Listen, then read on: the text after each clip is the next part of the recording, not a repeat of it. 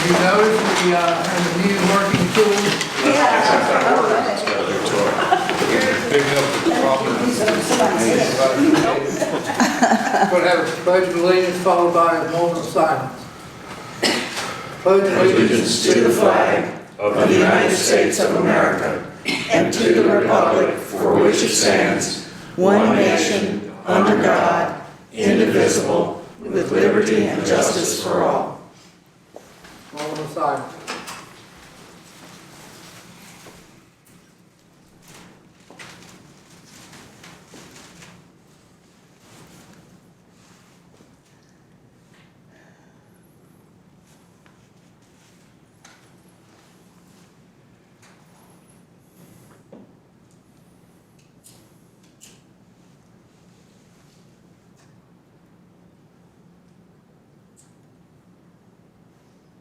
Thank you.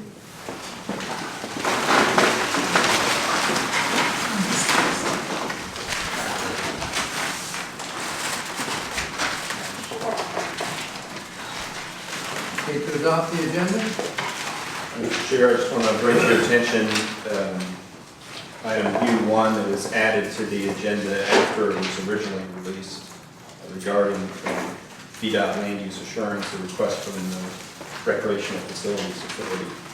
That's on the evening agenda. But very last item on the entire agenda.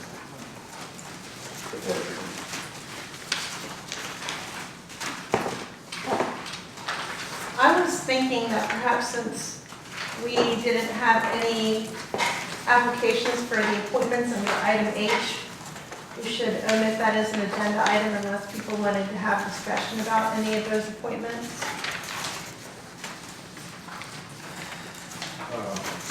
That suits me fine. The neighbor of mine did show interest in the Ag and Forestry District, but apparently she hadn't decided. But yeah, I think we might as well drop it off the agenda. And then the other item that I was wondering if we could add, and it seems like the most logical place might be an old business in the evening session under item T, just a discussion on the personnel manual, if that was agreeable, since these are addendum items. And I don't know if we want to discuss this up front, but the closed meeting that's planned under item O, we haven't had much luck going into closed meetings, so perhaps we just want to make that a discussion of the employee evaluation process in open meeting. I have a question on that, Mr. Chairman, if I might.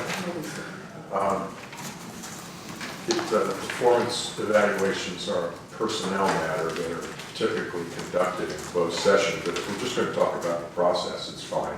But I don't think we can do any reviews in open. I wouldn't think so either. Well, I mean, we haven't been able to go into closed session, so in the interest of, making the agenda what we're actually going to do, I thought perhaps we might just have an open meeting discussion and not get into the details. We now have the evaluation. Okay, are you ready for the closed session today then? Yes. Okay. Well, then I would suggest that we, I make a motion that we adopt the agenda with the addition of, or with the omission of the H items appointments and the addition of the personnel manual discussion under T, old business for the evening session. While we're on the topic of the closed session, that's either way is fine with me. But if we do go into closed session, I think it's really important that we have our employee officer in there with us, which happens to be Gary Curtin. The problem is the employee officer is also one of the employees whose review is over. Yeah, that's could be a problem, maybe not. But I think we just created the problem. Did we? If that's the case. Because perhaps we can. We often give personnel reviews when we do, when we should. It should be with the person present if they want to be present, not necessarily talking behind it. Curry the option of being there. If he wants to be there, he can serve also in his capacity as FOIA officer. I mean, it's not going to be a problem for him to be there for the county attorney's review. I think the only thing that's the question is his review. I think it's important that we have a FOIA representative there. We have a chair and a vice chair. You don't think that we can handle one meeting by ourselves? Well, we haven't had very good luck in the past. So if it's just the five of us, we run the risk of one of us changing the story or whatever.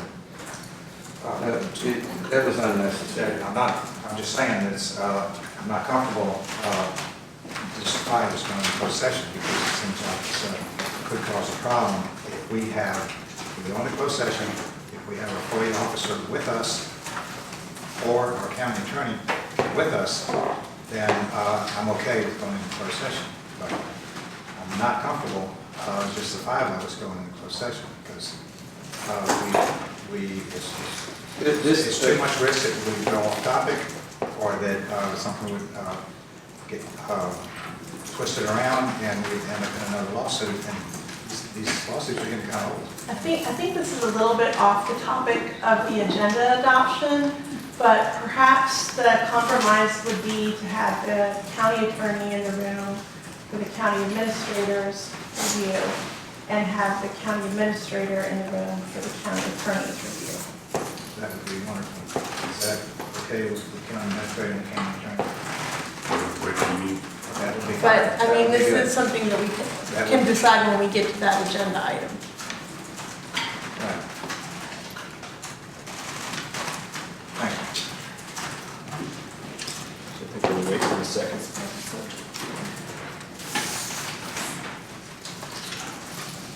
I'll second it. Motion made and second. All those in favor say aye. Aye. All opposed, nay. Motion carries.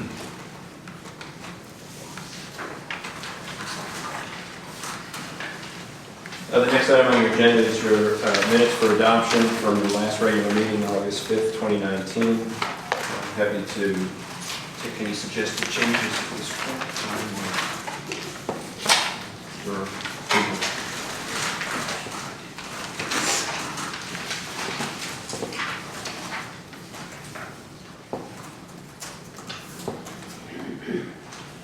I'll move to approve, Mr. Chairman. Second. Motion made and second. All those in favor say aye. Aye. All opposed, nay.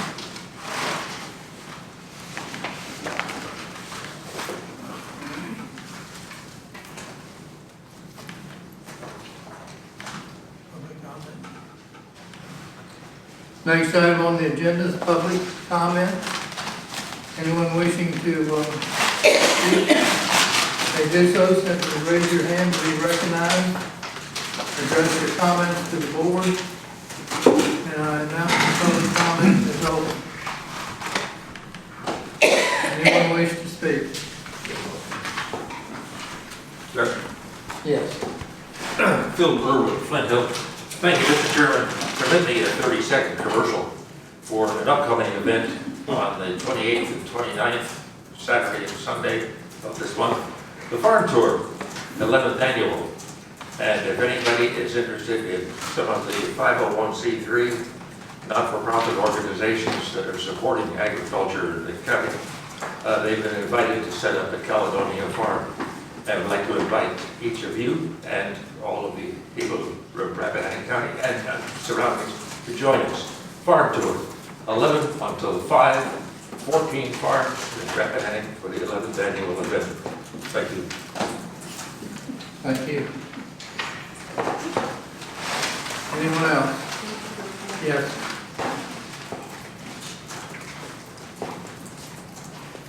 Afternoon, Sheila Gressinger, Hampton District. I want to address something that has been very troubling to me, and that's a mindset that seems to have seeped into the atmosphere of our county, which is a gotcha mentality, and I've written about it, letters to the editor.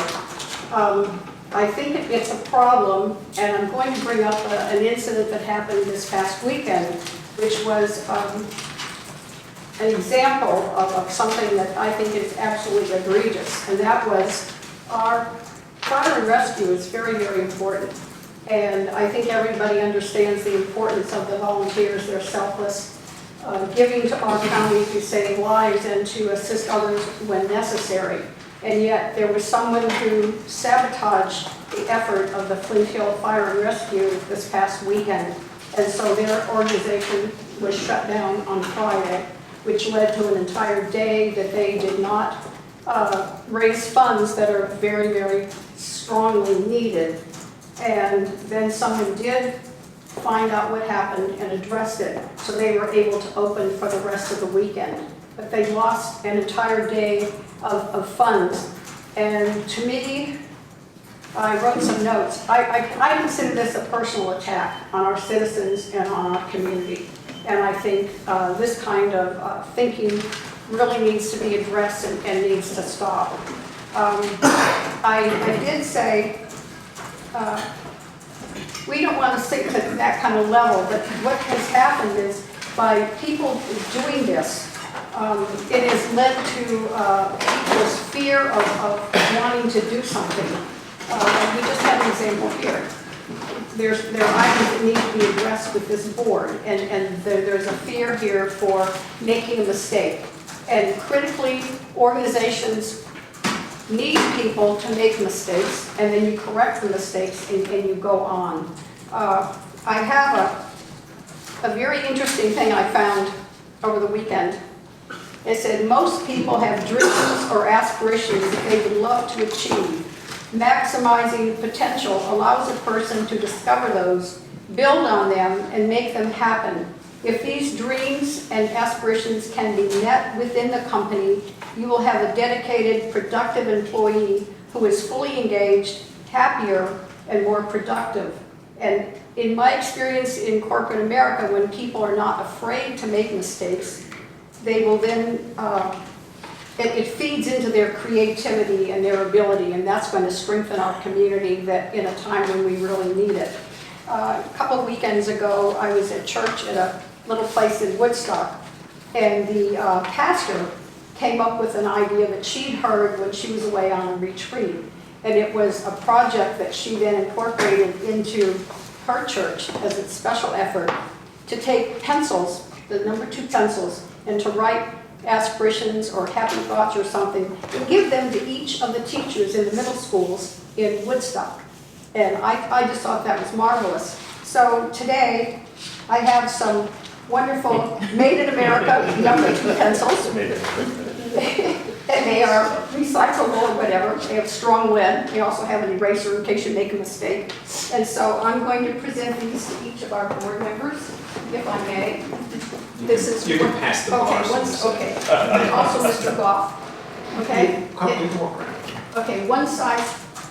I mean, it's all different things. Can I take one for everybody? Or do you just pass them on? Go ahead. I mean, I have no idea who's getting what. Well, thank you. But I think this might be a happy, So we shouldn't read any of this? oh, you can read it. It might, be something fun to do, I don't Any know. number 3s? Pardon me? Have fun. Thank you. This says go home now. Yes.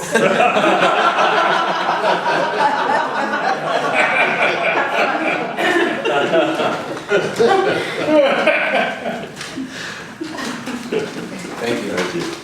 Anyone else?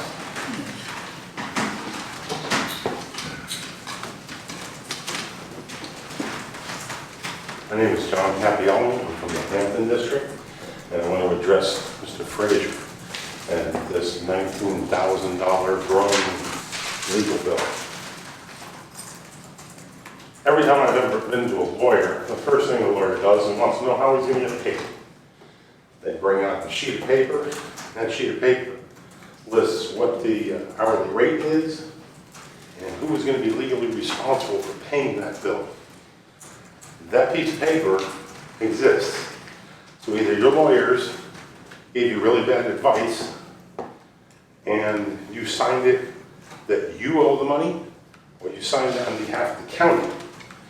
The county didn't authorize this expenditure.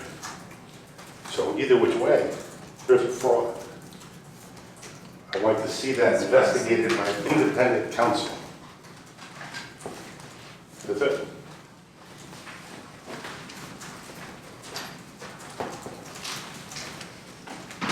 Anyone else? Anyone else care to speak? Declare public comment closed. Mr. Chairman, may I just suggest for future public comment that we make sure that everybody addresses the board as a whole, not necessarily individual board members. There's a big difference in the point they're making. We just want to make sure it's addressed to the board writ large. Thank you. About our schools, Dr. Shannon. Branson. Dr. Shannon's okay.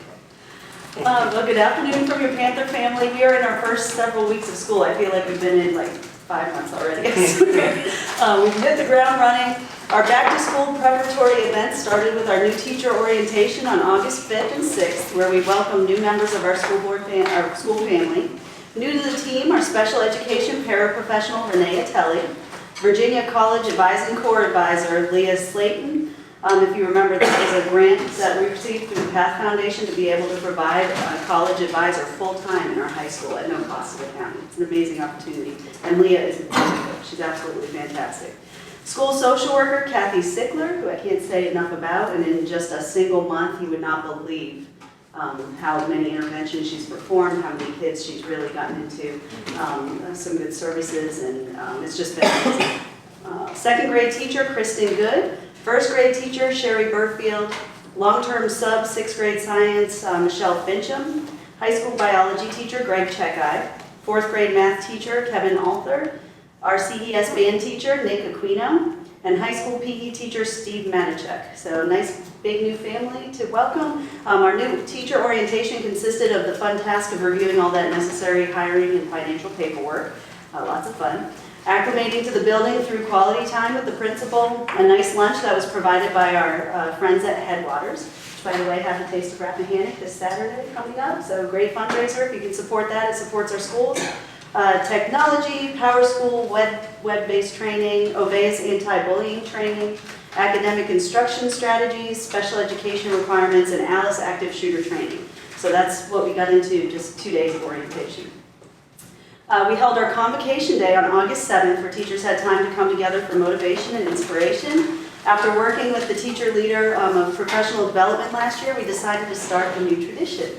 For our keynote address. Typically we bring in speakers from afar and we kind of spend some money, we try to find grants if we can, and it costs a lot for that just one moment. So we thought, we have so much amazing talent in our schools and veteran teachers. So wouldn't it be neat if we selected one of them to share their story and inspiration and strategies and have our veterans, but it's a surprise, so nobody knows until that moment. So we did that, and our first staff member to be selected to accept the role as guinea pig for this new tradition was Mrs. Laney Vickers. Who led the staff through her inspiring story of becoming a teacher in Rappahannock, starting it off by saying, I came to Rappahannock to find a husband, which she did, and she succeeded. So teachers were asked to write down some motivational words on the back of our lanyards, which I have mine right here, and given to staff in order to draw strength and inspiration throughout the year, and we get through together. It was amazing, and she did a great job, and the teachers really loved it, and a whole lot less spent too. It was pretty great. 8th grade orientation was held on August 8th, where students new to the high school were given special attention by high school staff with fun activities to help welcome our new high school Panthers to the building. Professional development days were held on August 8th and 9th for all staff. This year, in order to maximize teacher time in the classroom, we blended on-site and online mandatory staff training. So on-site professional development that was offered to staff was restorative justice practices, implementing the circle process that was held by Carol Johnson, who's actually doing her dissertation on this topic. It's pretty interesting. Shelley Schenkel, Valerie Newman, and Darlene Matheson. Youth mental health first aid by the Fauquier Mental Health Association. Our school social worker, Kathy Sickler, held a session for elementary school teachers entitled Understanding and Managing Classroom Behaviors. Online professional development required of all staff was annual handbook certification, ALICE online modules for recertification, Title IX training, and a special online course for becoming a trauma-informed school community. Meet the Teacher Night was August 12th, where our wonderful school staff welcomed our families into the schools. Those who saw the elementary school for the first time since leaving the summer were astounded at the changes. And yes, we did finish all our summer renovation products just before the start of school, literally like the day before we finished up.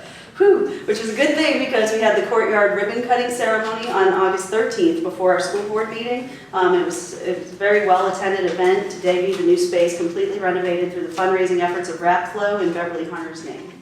The space has already been heavily used in this single month by teachers, and we already held our new student receptions in the new pavilion to welcome the new students, so it's been a great space already. Truly an amazing community effort went into this project, and we're so thankful for everyone who contributed. Our new high school nurse/athletic director, Ms. Courtney Atkins, officially started yesterday. We are thrilled to have her on board and look forward to all she will accomplish in this new dual role. Last month, there were no policies voted on by the school board last month. However, a release time request was proposed by a parent, Ms. Dana Dodson, under items for board discussion. The proposal was to allow students to be released to participate in religious studies, namely an off-site rolling chapel program managed by Children's Bible Ministries. At next week's school board meeting, I'll present my full recommendation to the board regarding the program. My inkling at the last meeting, as I said, was that I don't think we need to take any action based on our current policies because it already allows parents to release children for religious studies or whatever else reason. That's how our policy is written.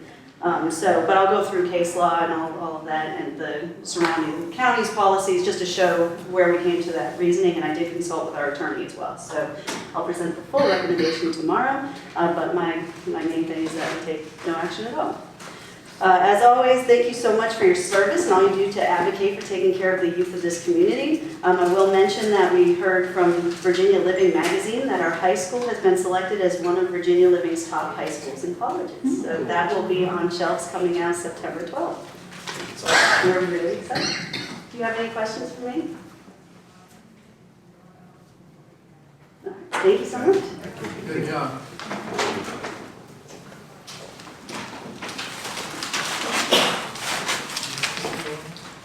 Yes, I had a request from a board member to have representatives from the Rappahannock Electric Cooperative be here to talk over a few issues and updates relative to the recent annual meeting, update on the fiber optic project, and then recent customer billing changes, if any. So Mr. Matt Faulkner and Robert Price are here and able to address the board. Thank you. I am Matt Faulkner. I'm the Manager of External Affairs for Rappahannock Electric Cooperative. I work with Oliver. We've had the pleasure of working with one another for 30 years. And the arrangement today was I would come and speak and he would carry out all the promises. So, I may be walking back to Culpeper. I did want to tell you just a little bit about Rappahannock Electric. We do serve 5,248 meters here in Rappahannock County in the town of Washington. We've grown with 34 new connections in 2018, so the county does have some growth. And even though we are a not-for-profit cooperative, we do pay taxes, and some people don't realize that. So in 2018, we paid almost 354,000 taxes directly to the county of Rappahannock. That was a combination of property, personal property, real estate, as well as utility and consumption taxes that we collect on behalf of the county. I'll start with the rates topic, and just want to let you know that last year, Rappahannock did implement a new rate structure in which we have summer rates and non-summer rates. Summer rates are in effect June through September. So for the 4 months of June through September, any usage over 800 kilowatt hours is 3 cents a kilowatt hour more than it is the rest of the year. And that is because about 20% of our costs are based on summertime usage.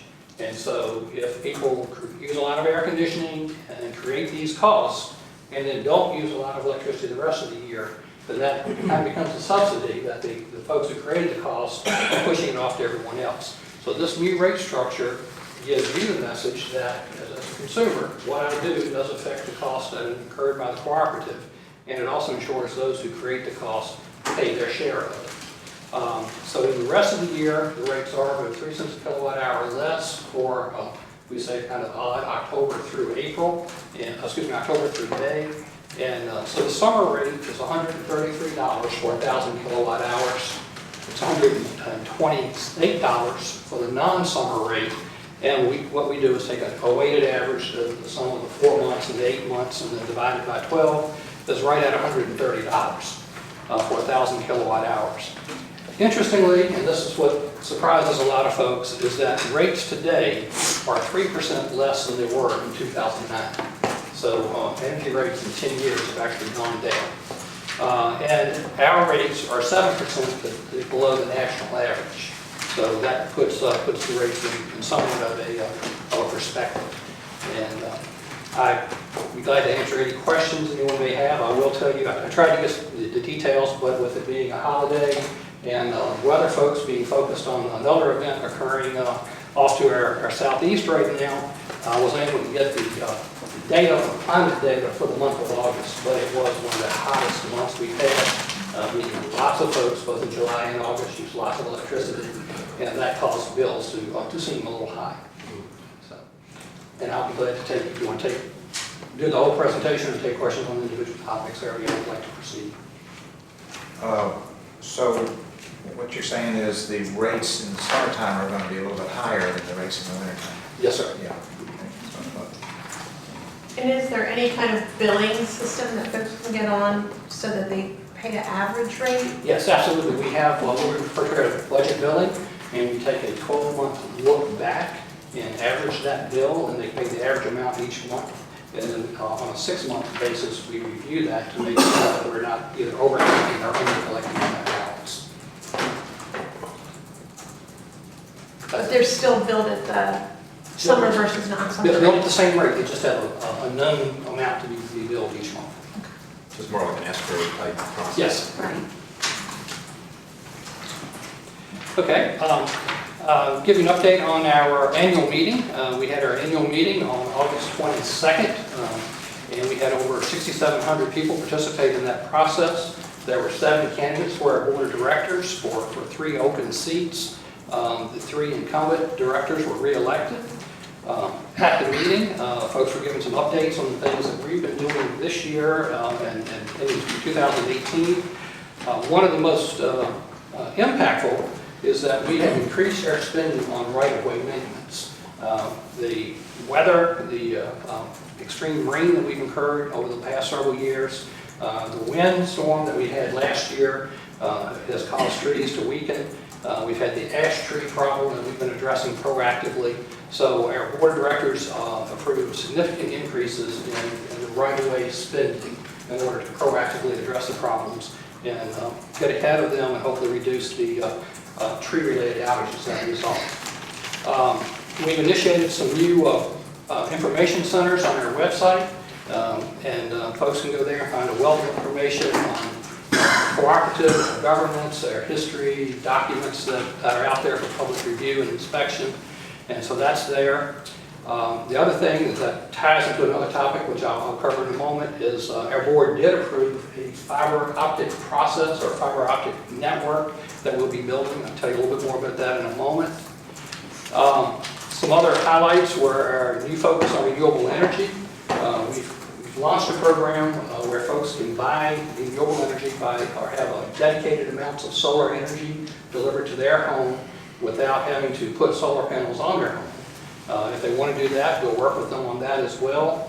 We, in fact, this year sponsored and helped pass legislation that increased the amount of what's referred to as net metering, where people can generate their own electricity and have the excess flow back on our lines. That increased 500% for cooperatives.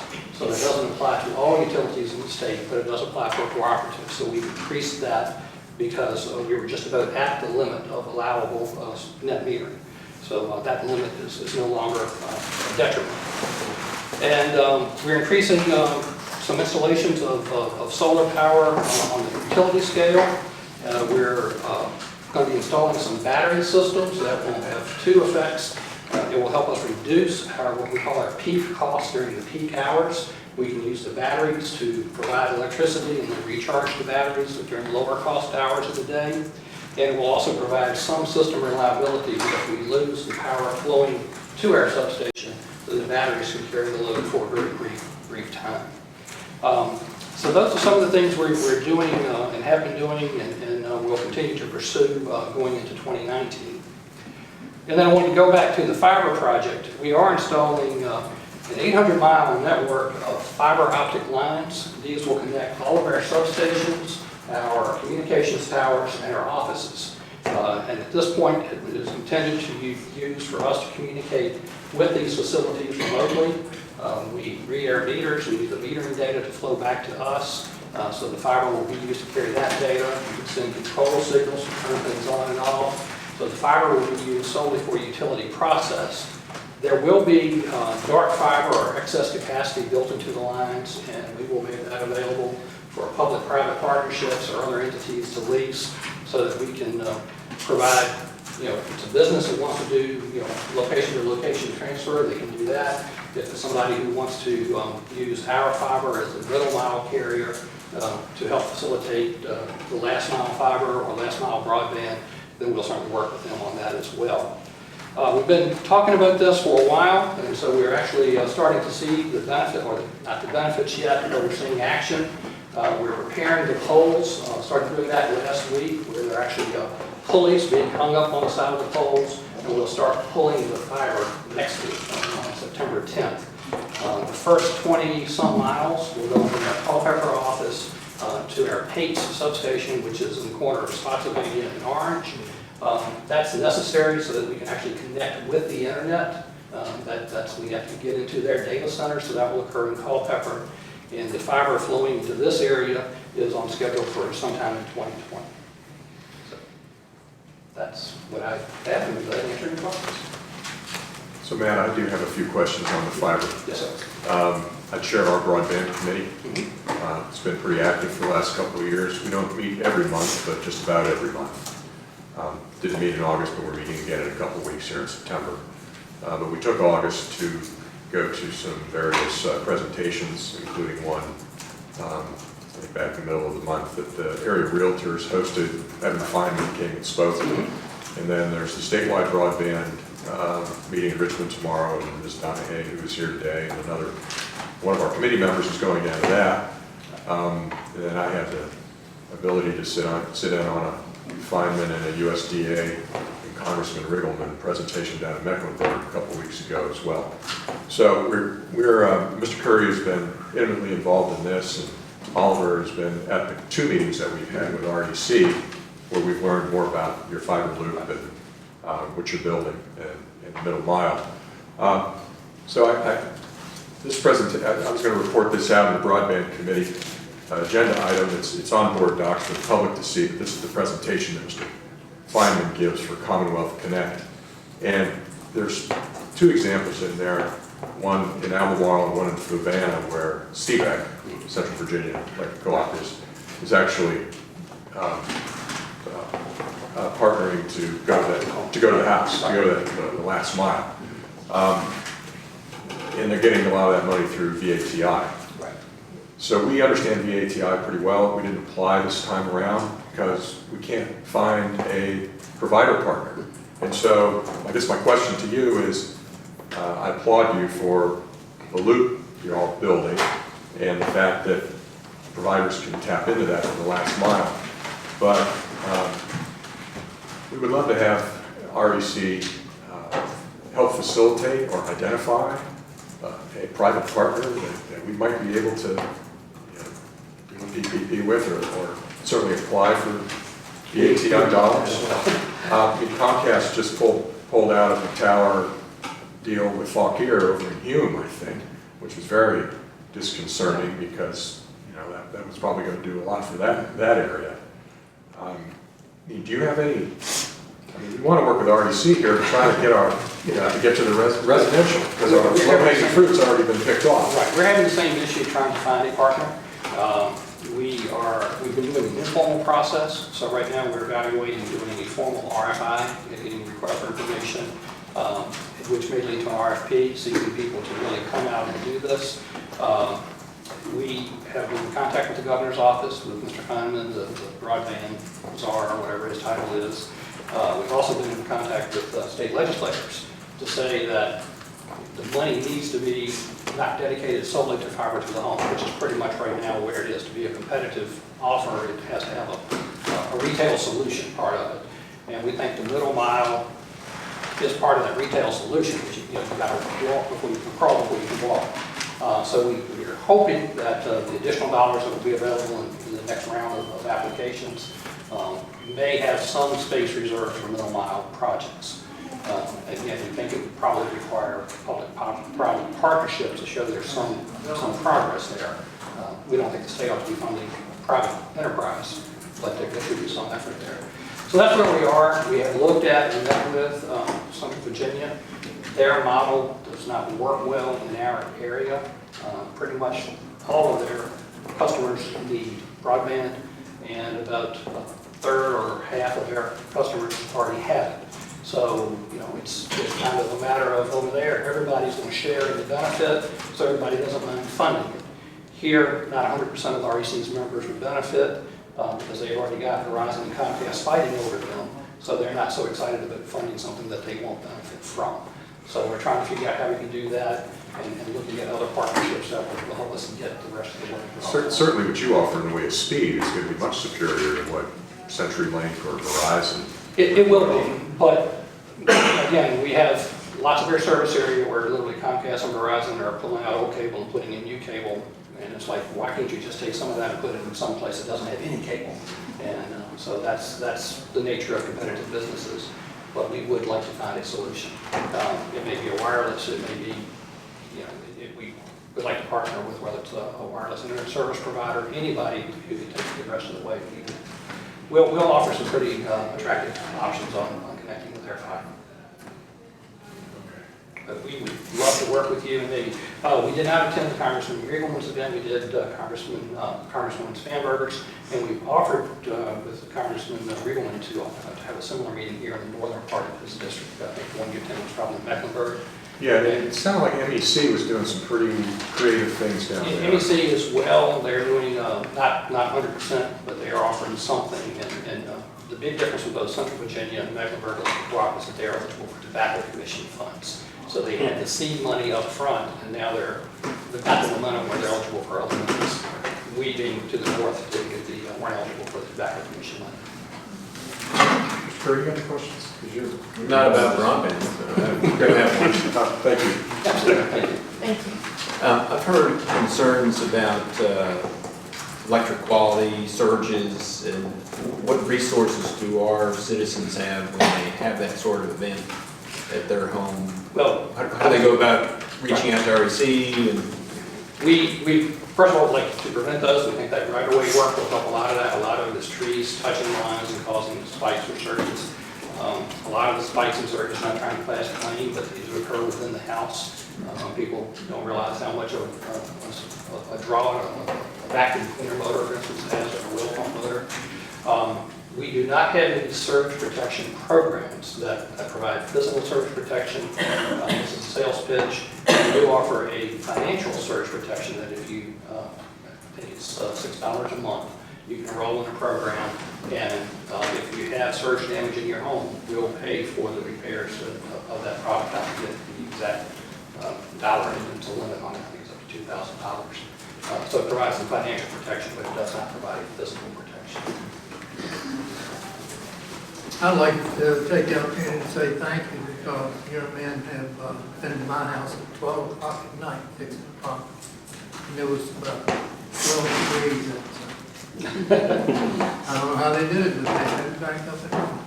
Thank you very much. The other thing I have is, where do y'all get y'all's power? We get our power from three primary providers. Our largest provider is Old Dominion Electric Cooperative, which is a wholesale cooperative owned by retail cooperatives. So just about all the co-ops in the state, one in Maryland, one in Delaware, joined together to create this wholesale provider. We get some from a third party that we just went out into the financial markets and purchased the wholesale power.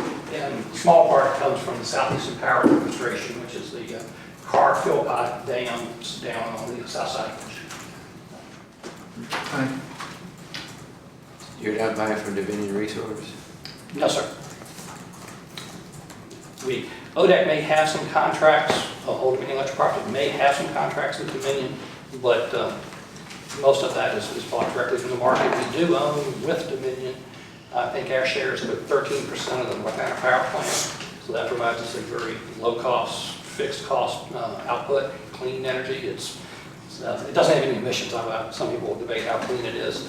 And we do own half of a coal-fired power plant with Dominion, but that plant runs very little due to just the market prices, or the natural gas plants run more frequently. Mount Storm? No, that's the coal-fired plant is called Clover. It's down in Mecklenburg County. Are you getting any from Front Royal at Dominion's natural gas? We don't have any direct contracts with that. We do have ODEC owns its own power plant in Remington, gas, which is a peaking plant, which runs during those peak hours. And we have another peaking plant over here by Gordon's. It's just over the line in Louisa County. The battery units you're talking about, how much real estate are you talking about? That will be installed within our substations. Yeah, but I mean, how large is it? I don't know. My understanding is it's probably the equivalent of 3 tractor trailers. That's kind of what I thought. And it's your fiber network that's running on 522 to the substation in Spurrierville, correct? Eventually, yes. Yeah, and that's 2021 or 2022? Our goal is 2020, and if we have a partner who's ready to purchase some of that fiber, we'll work the schedule to make it happen sooner if need be. But that is part of your infrastructure Yes. plans and Yes. investment with this fiber optic Absolutely. program? Yes. Once you We'll finish it. connect to, I guess, Sperryville and then on up 522 to eventually. Aileen. I don't know the exact path. There's a substation up there. Yeah. Aileen. That's what you're doing, you're bringing it to your substation. Two substations, and we have our office just over Front Royal, so it's Right. obviously 522 is kind of the direct shot. Flint Hill is the substation up there that you're speaking of. Sir? Flint Hill is the name of the station. Okay. I do have some information for folks who, and I'll give this just to hear anyone who might want it. It's on our Smart Hub. And that is a way to go into online to either from desktop or from, it has a very nice app you can put on a smartphone. I know don't have a lot of coverage for that, but when you're in somewhere that does, you can access it. You can see your daily electric use. You can see actually your electric use hour by hour. You can set alarms that if I use more than 30 or 40 kilowatt hours a day, it tells you that you're using more than normal. You can totally proactively find the foot valve's gone bad in the pump, and I need to, or the well, and I need to fix that so the pump doesn't run all the time, whatever. It gives you lots of information about your daily energy use, so people can kind of line and not be caught off guard when the bill arrives. You see day by day what you're using, so that at the end of the 30 days when the bill comes, you're not caught off guard.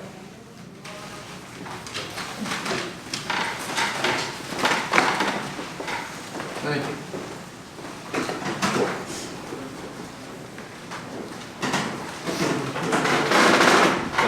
So next agenda item is annual report from People Inc.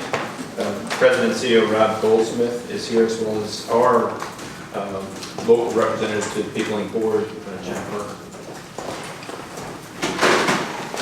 Thank you, Mr. Chairman. If I may pass the materials around.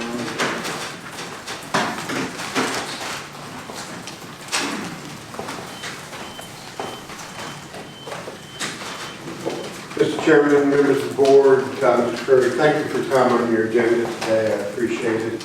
I am Rob Goldsmith, President and CEO of People Incorporated. We are a private, nonprofit, 501c3 organization, and through your designation, we function as Rappahannock County's Community Action Agency. That means that we have a mission of providing opportunities for economically disadvantaged people to reach their goals, to enhance their lives, their families, and their communities. What you've received is a copy of our most recent annual report. and a copy of our newly adopted 5-year strategic plan. 2018 generally was a good year at People Incorporated. We served more people than we'd ever served before, over 7,000. We expanded the range of our services and created new services in jurisdictions in this region. We're still looking for the right fit for Rappahannock County. We are continuing to do small business development training and technical assistance for people who want to start or expand a very small business and are not bankable. So we provide training and technical assistance to them, and last year we made a loan to one of your citizens to start up a small business, CLC Enterprises, which I think is a trucking firm. That was a $40,000 loan from us. One of the things that our organization has historically been very active in and concentrating on is early childhood development. If you're talking about combating poverty, working with children and helping them to get a good education is one of the best paths to do that. And so this past year I served as a member of Dr. Brinsley's Mixed Delivery Grant Committee. People Incorporated submitted an application to the federal government for a grant to establish an early Head Start program here in Rappahannock County. We never heard anything back from the feds on that application. I'm assuming it wasn't approved because we would have heard it had been approved, but we didn't get a turn down. I met last week with the director of the Federal Office of Head Start and talked with her about that situation and about the situation in Rappahannock County where there is no regular Head Start program for 3- and 4-year-old children. She took my information and promised a call or an email back, so I'm hoping to get some information from the federal perspective on the potential for Rappahannock County gaining access to federal funds for Head Start purposes. That was just last week, so I haven't heard back from her, but that is something that I've had a couple of conversations about and will continue to push. It's a very effective program and would make a big difference in the lives of the children and their families who are involved in that program. You've got a great interdepartmental, interagency, I guess, group of people working on early childhood development, and your superintendent is an excellent leader for that effort. I know CCLC has been a big mover and shaker in that area, and we hope to be able to work with them on providing early childhood education to children 0 to 3, but still looking for the money to do that with. One of the things, I wanted to thank you for appointing Jennifer Parker to our board of directors. She's an outstanding board member. She's active, and she is, best of all, she's in touch with the needs of people, of lower income people in this county. And she's really excellent at giving me ideas about things that we should be working on, particular specific things and general kinds of things. You know, we were talking very recently about affordable rental housing, and People Inc. is developing affordable rental housing currently in Culpeper and Remington and Luray. If you said to us you'd like for us to work on doing that in Rappahannock, we've got the capacity to do it and be happy to do it, but we only want to do that if it's something that the Board of Supervisors wants us to do. So we want to be a resource to you, and so if you have ideas about things that you would like to see someone do that would fall within that general mission that we have, please let me know. You've got contact information in the annual report, and I can guarantee you that if you say we would like you to work on something, we'll be here working on it. I'd be happy to answer any questions that you have at this point. Appreciate your time and your support. Is that Head Start grant money from the Department of Education or? It's the Department of,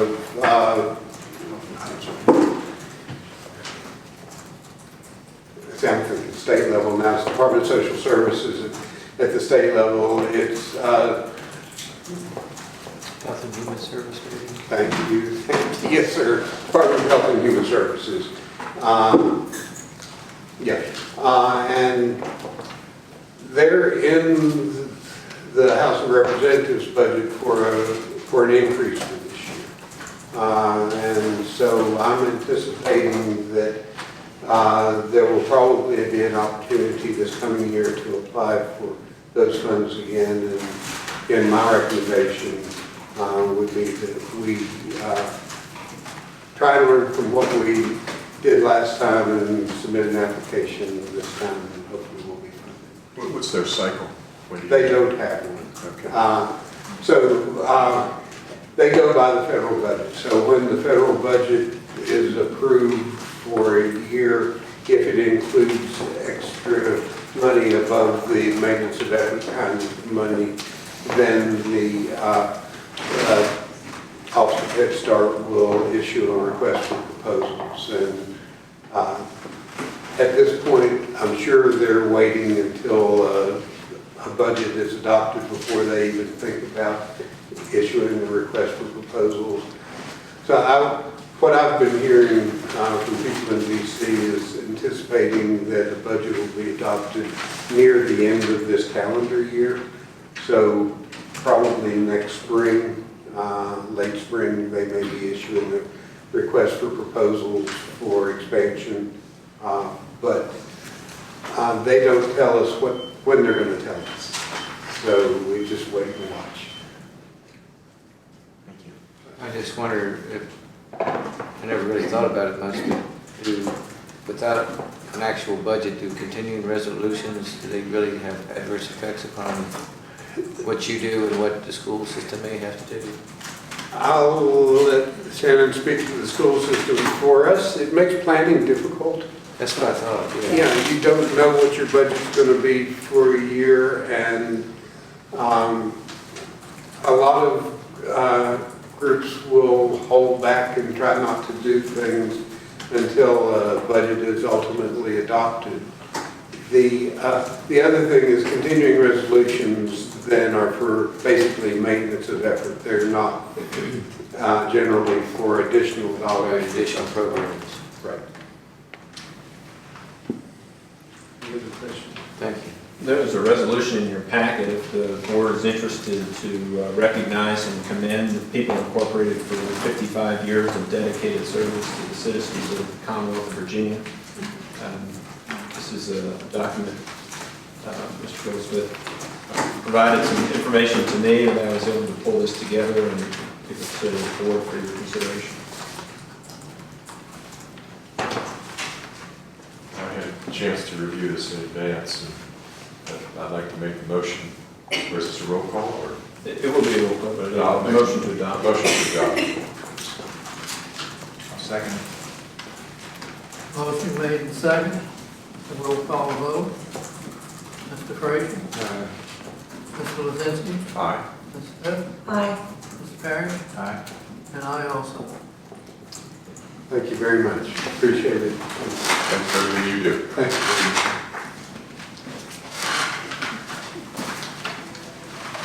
Treasurer's report.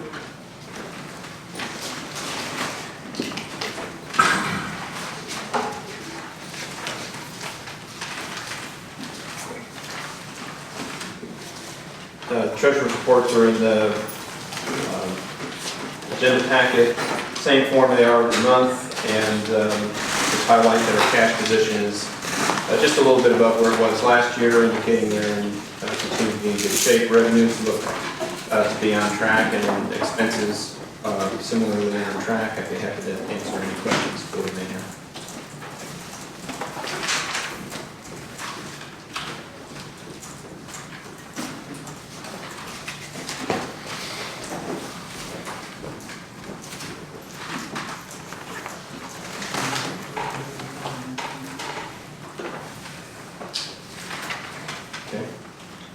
The next item on the agenda is your accounts payable. Point out at this, before we discussed, there are no litigation invoices on this accounts payable, so not necessary to work through the FOIA disclosure process that's been used in the last several meetings. There are actually 4 separate check runs, 2 on August 15th and 2 on September 4th. The first on August 15th for a total of $15,214.84. A follow-up on the 15th for $254.24. And for today, in the amount of $257,483.70. And then September 4th, today, $104.49 for a couple bills that failed to make it into the check run. I do think I see a Walker Jones line item in here. Yeah, that's their $300 for a portion of the rent for their work as commissioner accountant. That's not related to litigation? No, sir. In the city of Lynchburg, is that? City of Lynchburg treats our leachate at their wastewater treatment plant, which we hope to greatly diminish when Labella completes their study at the old landfill. Probably a lot less this year than it was last year. We hope so. Landfall related, yeah.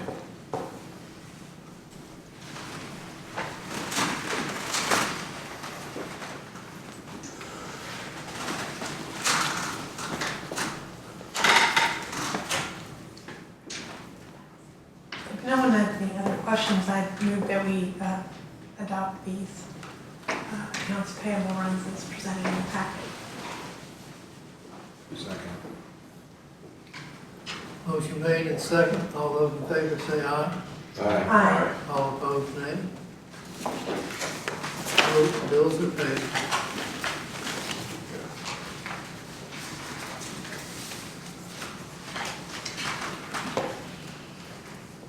The next item on your agenda is a series of carryover appropriations for projects or direct revenue streams from fiscal year 2019 that were either left unspent as far as the direct revenue lines or capital projects not completed. These are provided in a number of independent supplemental appropriations based on the fund that they're in, and I'll run through them for you one by one. First, as you recall, the board in your adopted budget created a capital budget where we didn't have it in the past. So where it's appropriate, where funds in FY19 were actually in your operation budget, they're now being placed in the capital budget. That's the case for the 911 coordination project for your CAD upgrade. $100,000 was budgeted in 19 and none of that was spent. All of it needs to be budgeted into FY20, of which 75,000 would be a state grant and 25,000 would be local dollars. Second is a similar project for the GIS upgrade. Most of that project has been completed over the last 2 years. There was a $200,000 budget. We actually received a full amount of the $150,000 of grant revenue in FY19. The remaining budget unspent on the project is $74,521, and so that will be fully funded from the general fund balance because we already received all the grant dollars. Next is for the public safety radio system. In FY19, there were funds budgeted within the emergency services line for a second radio console for dispatch that was approved by the board, as well as a number of funds for different costs related to providing rents for towers and providing backhaul to the towers. As you're aware, we didn't have any of those expenses in 19, and so I'm recommending here that we capture those unspent dollars above and beyond the second console, which is approximately $46,000, and put them into the capital budget to help us pay for any site work needs that we have at our towers for Sperryville or Amosville relative to providing power backup. So that's recommended to go into a separate capital budget. Then a small amount of funds in the social services fund for their grant from PATH for the foster care program. There's $2,743.46 remaining unspent at the end of last year, and that needs to be put into FY20. And lastly, several items in the general fund. The courthouse security, there's direct revenue through the court system for courthouse security and concealed weapons. So each year, the Treasurer's Office reviews expenditures and revenues for those purposes, and unspent dollars at the end of the fiscal year then made available the next year for the sheriff to purchase weapons or pay for security expenses, including the civil process officers. In addition, there are 2 grants from VDEM that were received that will be appropriated to emergency services into their fire grant line.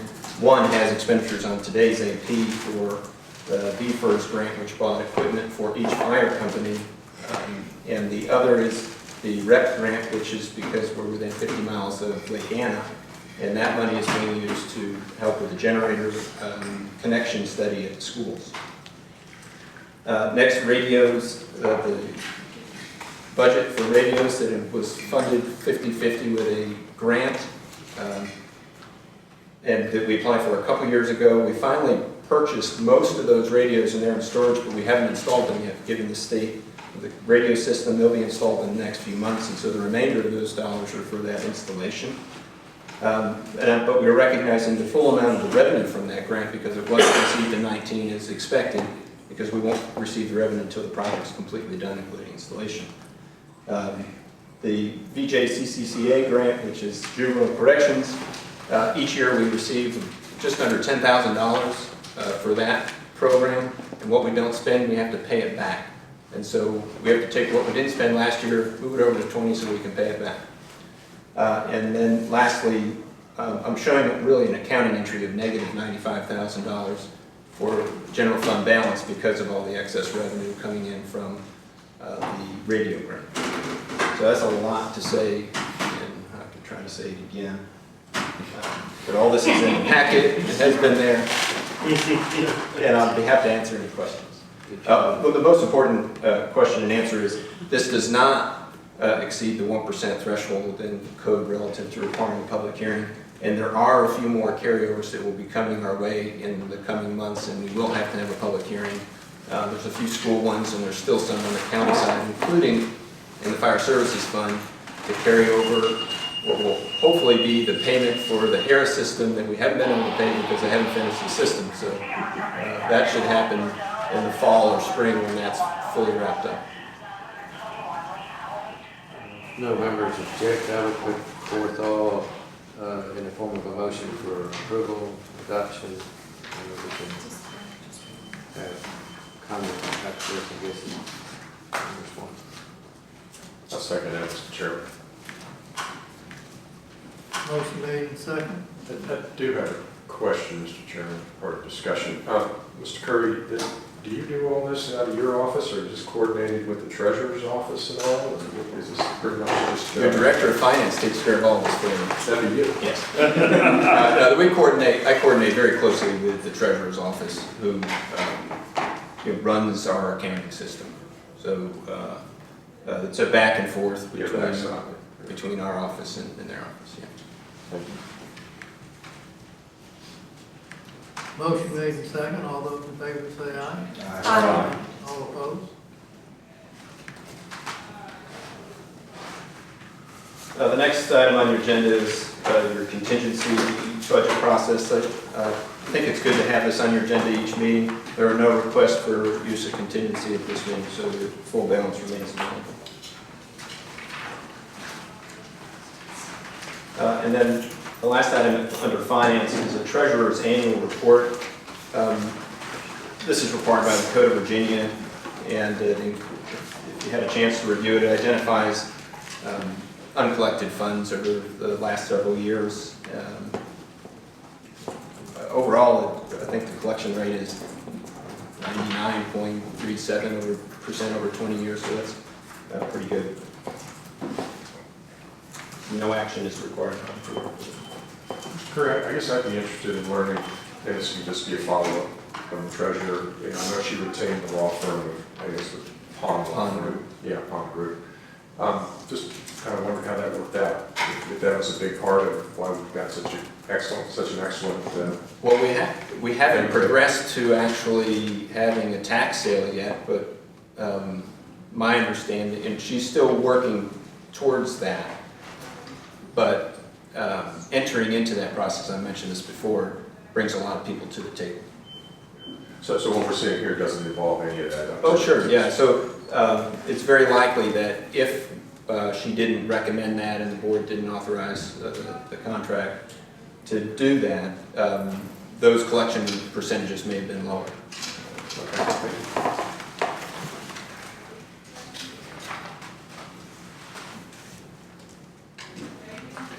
And that brings us to committee reports, I believe. We're skipping over the... Skip, yeah. Wood County Building Committee update, Mr. Frazier, Mr. Lozeski. We didn't actually meet this past month, Mr. Chairman, and Mr. Siski and myself we met separately with Mr. Curry and went over the electrical report from the engineers, SRP, and there's a pretty good sized report that they did for us, and bottom line is we've got some work to do. And then Mr. Curry, I'm sure will go over the rest of that. Yes, I can also add, I had a conversation with Wiley Wilson, Randy Vaughn yesterday. I believe I'll have a draft of the report by week's end. So, he did say that he's still missing input from one of our constitutional officers, and we're on work to fill that gap. Do you need anything from this board, Mr. Curry, to convince the sheriff to participate in this? I did name a constitutional Well, I officer. just did, because I think it's important for the public to know that we're trying to do the good work in the county here. And we've got Yeah, I don't know if it's just, cooperation. I don't know if the ships just haven't passed the right way, but if we need your assistance, I'll let you know. Yeah, and I believe, correct me if I'm wrong, Mr. Frazier, but we were just waiting for that report before we started talking again about it. Basically, yeah, we're too Man, many enough. sure that there's no point in scheduling a meeting if we got that report you're running. I expect that I'll have some questions on the draft report, and it may bounce back to them. Certainly, I can make it available to the board, but as you know, once I do that, it's a public document. It may be better for me to work out some kinks on the draft report before it goes public. And I want the record to show that you had to meet with us separately, not because I don't enjoy my meetings with Mr. Frazier. And we just had a calendar. The three of us obviously can't meet unless it's a call meeting, and it was time sensitive to get that electrical work done, or the study information.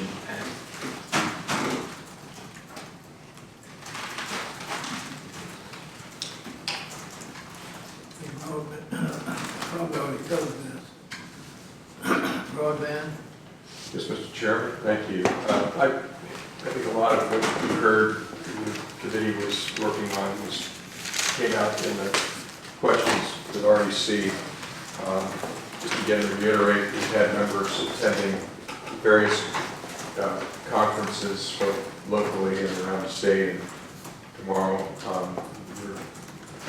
citizens, committee member Ms. Vaughn and Ms. Donahue are going to go down to Richmond for the State Broadband Summit to learn more. I think board members have on board docs, and I apologize, I didn't post it any earlier, but I wanted to put it there so that the citizens could also access it. It's Commonwealth Connect PowerPoint presentation, which was presented by Mr. Feynman, who is the governor's chief broadband advisor. And there's some good information in here. It's both general and specific. 600,000 Virginians don't have broadband now, and the governor is trying to get everybody wired in the next 10 years. One gentleman at the Mecklenburg conference, who was, I believe, on board supervisors down there, said, in 10 years, I don't know if I'll be here, and there'll be 20,000 less people in my county if I don't have broadband. Into that, there are a lot of good statistics in here about the economic benefits of broadband for the business community and for education. And also goes into detail, probably more relevant to us, the VATI program, and who has been getting those monies, $19 million, which is really, unfortunately, not that much money for broadband statewide. It's in the governor's budget. I'm sure he's going to be asking for a lot more. We meet again on Monday, September the 16th, and the purpose of that is to report out a lot of this. I have a lot of what we've learned in these conferences. I, at the direction of the committee, put a call into Mr. Feynman to see if we can't get him to come up to Rappahannock or close to Rappahannock, just to talk to him specifically about some of our challenges with finding a private provider, which is something we just kind of talked about here with REC. So I don't know if REC wants to be at the table for that. I'll let you be aware of it. We'll see if we can persuade him to, he's all over the place, so he'll be close by sometime soon. We plan to host it if you'd like. How's that? Oh, thank you. Thank you. So when we continue to work, Mr. Chairman, there's not an easy solution here.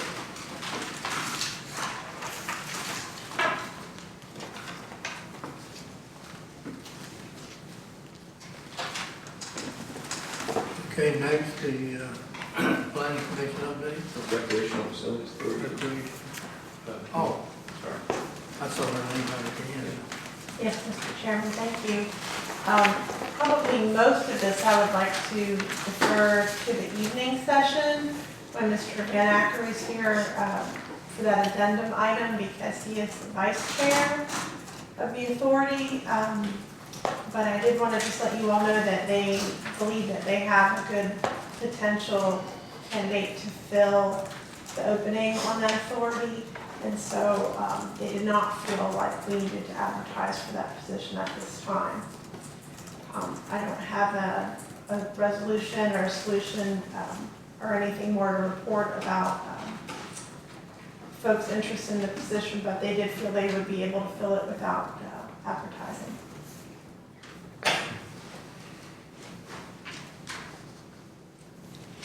Okay. Thank you. Might as well keep going.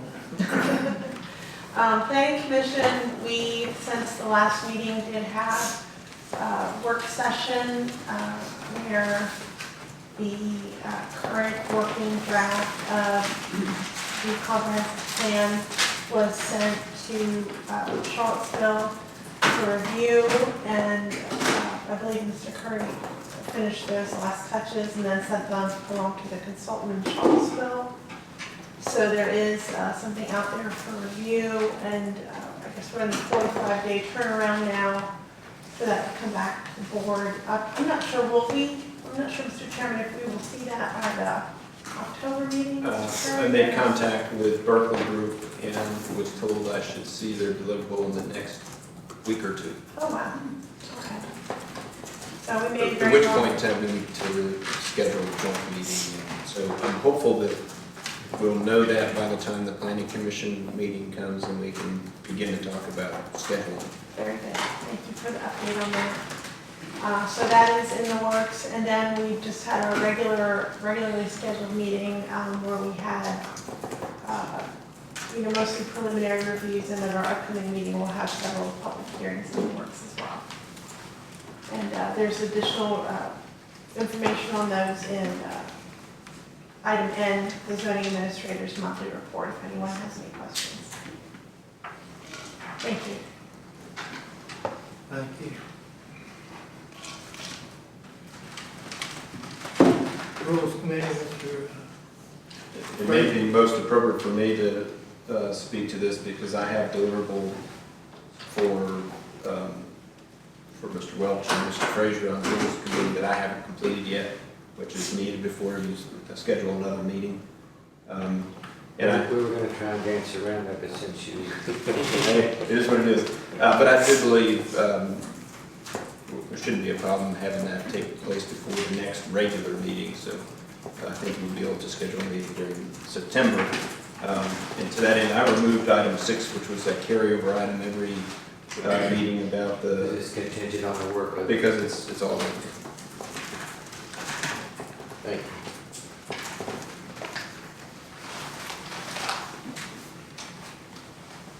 Any more business? This is just the item on the agenda to inform the public and the board of the current status of legal matters. There's it's updated in narrative. Most items have not changed. I will call your attention to the Woman versus Kaczynski case. There was a pretrial conference on the 27th of August. It's my understanding it was settled and will be dismissed. Added to the list now is the Brown case. Case brought by Thomas E. Brown regarding an accident at the Amesville Refuse and Recycling Center. Virginia Risk Sharing Association has been contacted and they assigned counsel many months ago. That was just filed the day before the 2-year period. So counsel's been in touch for a long time. And then lastly, the most recent case, Frazier case, that case has been sent to Virginia Risk Sharing Association as well and has been served. And so I have not been apprised whether counsel has been assigned for that case yet.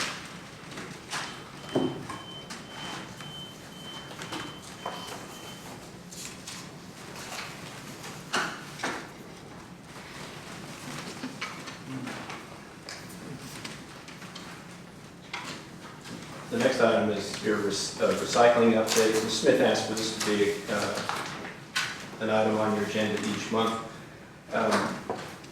Last year, you may recall or may have read that our recycling rate was 15% or thereabout, right on the edge of what our state mandated goal is to be. And for 2018, the data actually was 14.4%, plus a 2% bonus that localities can receive for a source reduction program. And the state is questioning our source reduction program as it's not mentioned in our solid waste management plan, which it is in the new version that was recently submitted. So we went back out and beat the streets for more recycling material to add to our report. And while it'd be nice to know what our actual recycling rate is, our goal is to meet the state requirement and stop counting. Ms. May did some work in that area, and it turns out Valley Proteins tracks all their customers by county, and they had 506 tons of fats, oil, and greases that they collect from various restaurants, which pushed our rate up to 23.2% just with that number. So once again, we stopped counting and submitted that information to the state and have that resolved for now. So that's the recycling update I have for you. So Valley Proteins got their start by picking up roadkill. Oh, really? Oh, yeah. I got this book called Services Rendered. That's the name of the book. That's a great name. And so these recyclables don't include roadkill anymore, do they? That I don't know. Tonnage is tonnage, as long as it's reused. They're a much bigger business now. They can turn it into something else. I guess they can. Bring it in next month, I remember.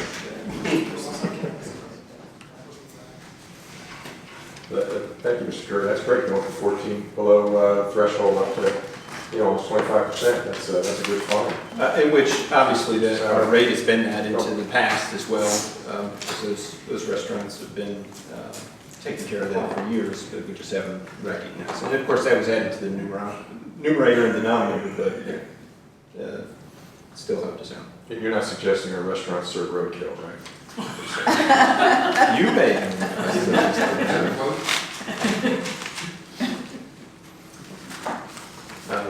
The next item on your agenda is that was referred to by Mr. Frazier regarding electrical system improvement work. As he noted, in an earlier meeting, I think it was June, I came to the board and identified some concerns. I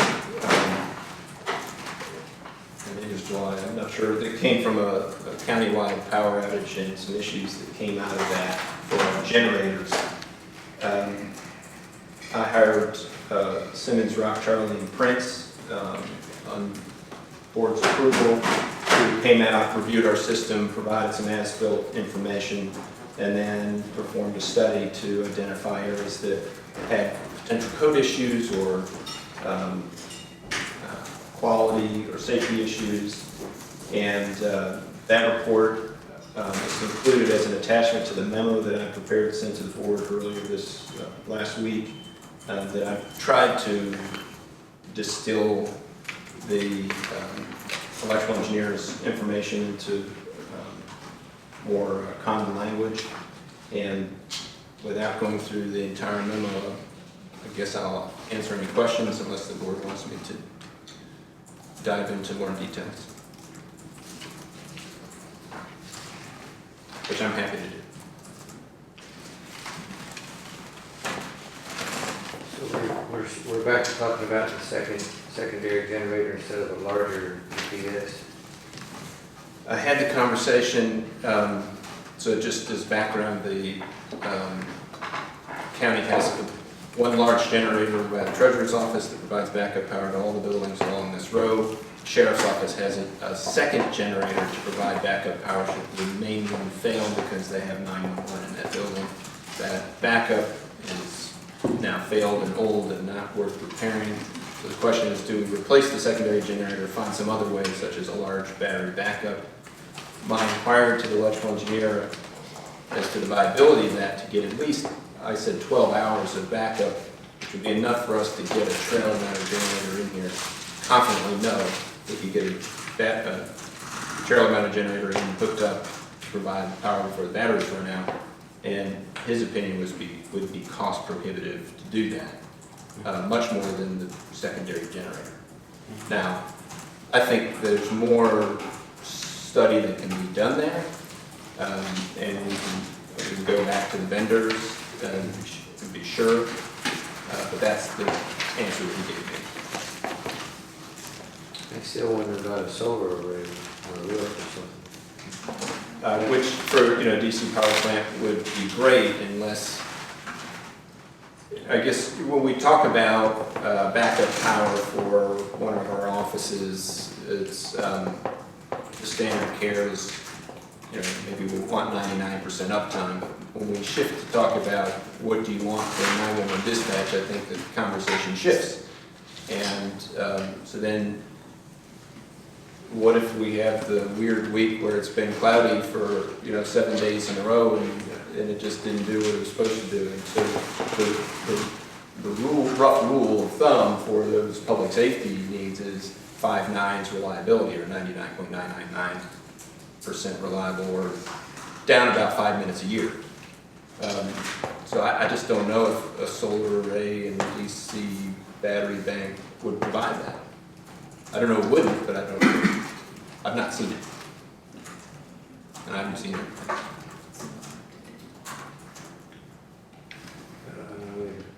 I know people that use them. I just don't know what the initial outlay is, and I don't know what the load time it would give us. And it depends on where the battery is being stored, and there is that problem, that we have no storage for that. it would likely be in the basement. It would be a large battery array. They would have to be cooled and kept the proper temperature, which the batteries for UPS would have to be as well, but they'd be much smaller in size. So there are several recommendations in the memorandum, and just to cut to the chase, if the board moved forward with all of the recommendations that I essentially agreed with, it's $140,000. There was another correction that can take place. There was another $60,000, which I don't think is necessary. It would be better, but I don't think it's necessary. So you're gonna do a little more research before we do something? Well, I would like to move on some of these items sooner than later. We're renting a generator right now for the secondary, and I've sent that information to the insurance company as a claim. I'm not sure how long they'll pay for that, if we're not moving expeditiously towards finding a solution. My recommendation is that we move forward with a new secondary generator that's sized to power the entire sheriff/jail building, and install a UPS that's capable of serving all of the critical circuits in that building, which would be in dispatch, and then the different equipment that serves that, the 911 equipment, radio equipment, CAD, GIS, all that. All this would have to go through proper procurement to get the right appropriate price, or be on state procurement, and the board would have to award anything over $10,000. So none of that is available right now, I guess with the exception of actually the generators that are available, that I've priced for the secondary generator are on it's a nationwide contract that's available to us. It's already competed and has preferential pricing. The board could award that if you wanted to now, but none of the other, I don't have numbers for any of the other information. But they don't have the working drawings for any of this. No, So no. So I didn't set them free to do all that because I wanted to really find out where the board was on this, and I don't want to have the engineer do a bunch of design work that the board is not interested in pursuing. Would you like a consensus to move forward or a vote to move forward? I'd prefer a vote if we're going to be doing $140,000 worth of work. I have no problem putting this in the form of a motion, but I still have some kind of idea that we can do something besides the second generator. But I guess the larger UPS is out.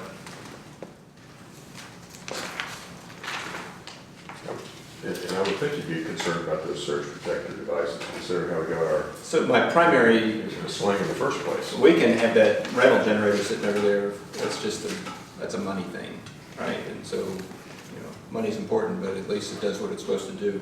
I'm most concerned with the main transfer switch over by behind the treasurer's office and the surge protection. And really would like to get those things moving. I don't have precise numbers. We have the estimates from the engineer in the memo. But when you had that with replacement of the secondary generator and the UPS system, that's about the whole enchilada right there. Right. Yeah, so might as well just do the whole thing. And they would likely be running separate projects, several separate projects. It'd probably be easier to get it bid out. Yeah, and Fidelity, our generator company, who has the national contract, could potentially do some, and then locals could do some. And I would prefer to buy the materials directly rather than through a contractor, because if they go through a contractor, then they're going to put a markup on it. If we can buy directly from the national contract, we save them. I would like to put that in the form of a motion that we go ahead and get started on this for that 140 price tag. If the board would entertain the idea that I may come back with some additional information on the solar array battery backup. I second that, but I like the idea of pursuing solar and taking a look at that. And I would hope that Wiley Wilson is looking at that as part of their bigger, broader study too. Solar? That I doubt. They must be doing space. Does this and- include the propane tank, the underground propane tank? Is your 140,000 included? No, we already contracted for that. Actually, that was going to be installed this morning, but contractor came out and kind of got cold feet with our local private utilities in the area not being clearly marked. We have some mapping that was done a long time ago, so we did some digging our own, but we're going to have to bring a private utility marking crew out to actually mark the ground before they'll. But it would support them. And is there any type of substitute for a secondary backup generator? The only thing, we would need something that would last a long time, so that would mean you would need to have a transfer switch and a place to hook in a trailer mounted generator, right? So if our primary generator were down and it's not coming back for days, then we need to have a way to pull one in, which we have right now. But you don't have that on hand all the time, so you need something to carry you over until you could get the trailer mounted generator here. And knowing that we're kind of not in the middle of everything, I would think we would want at least 12 hours to begin beating the streets to make sure we can find what we need to get it in here. And then, not be fiddling with it with the countdown timer ticking down. And last, if nothing worked, we would be transferring dispatch to another locality, which I understand is Warren, which doesn't make any sense to me because we're on a common radio system with call people. But that's a sheriff person. I just wanted to say that I agree it's critical that we get this work done. I'm concerned, and I would just mention that doing these sort of upgrades in historic buildings, I just would want to make sure that there's every safety precaution in place. And things like fire extinguishers, that sort of thing have all been checked, before the work begins, so we make sure that folks are safe as the work moves forward. And a lot of this work is going to have to be very carefully scheduled when there's no long weekends or something. Right, which is also a little daunting that there won't be anybody there to keep an eye on things. Well, don't need somebody here, but but yeah. Well, thank you, Gary. I was talking about Ricky. Thank you, Ricky. But yes, I think we've said at this table before that bad government is expensive, or good government is expensive, but bad government is even more expensive. I think that wiring is the same way. It might be expensive, but it's critical. It needs to be done. What I didn't say is that the board did appropriate a total of $300,000 to capital for 100 I had thought would go towards the courthouse roof and 200 for items that would come out of the Wiley Wilson report, which items will still come out of their report. But there are dollars available, capital dollars available to tackle some of these problems. And there is additional fund balance available, and we're working through audits right now for other capital projects that should come up.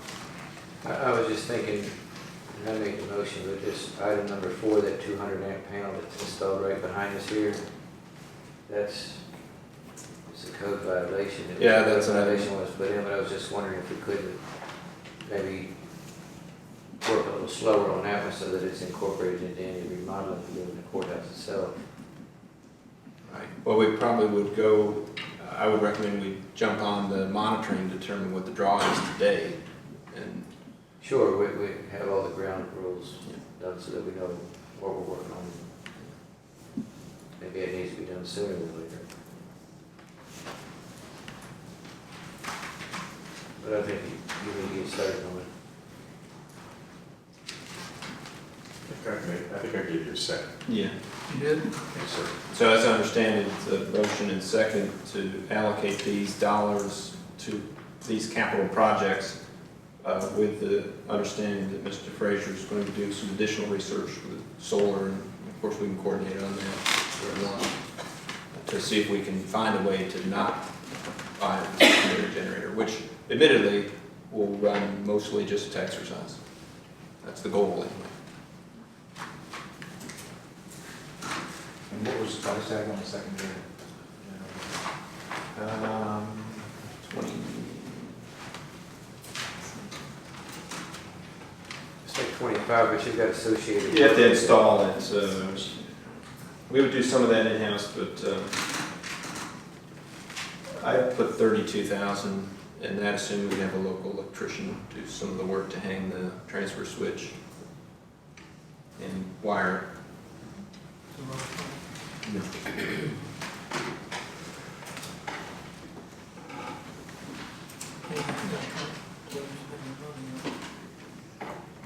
All right, motion made, second, all those in favor say aye. Aye.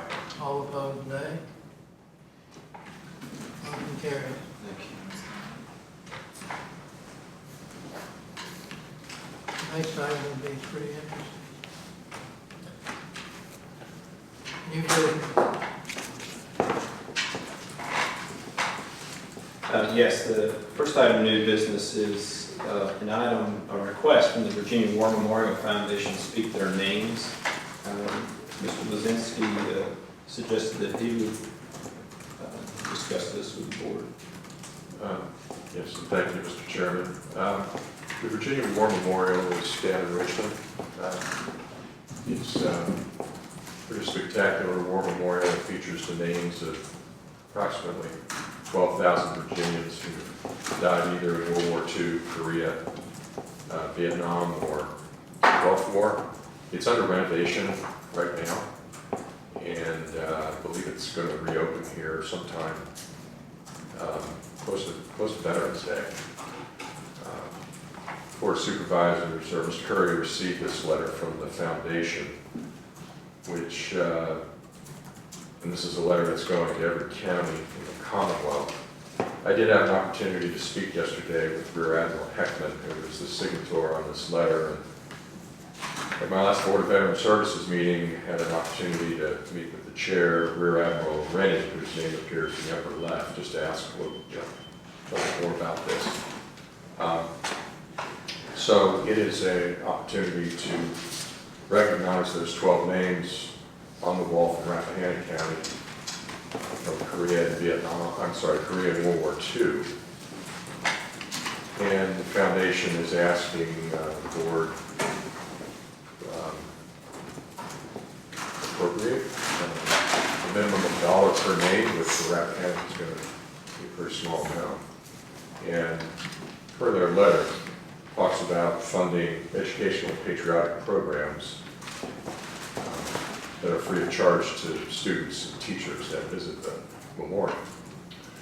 So I did ask Admiral Heckman yesterday if we had any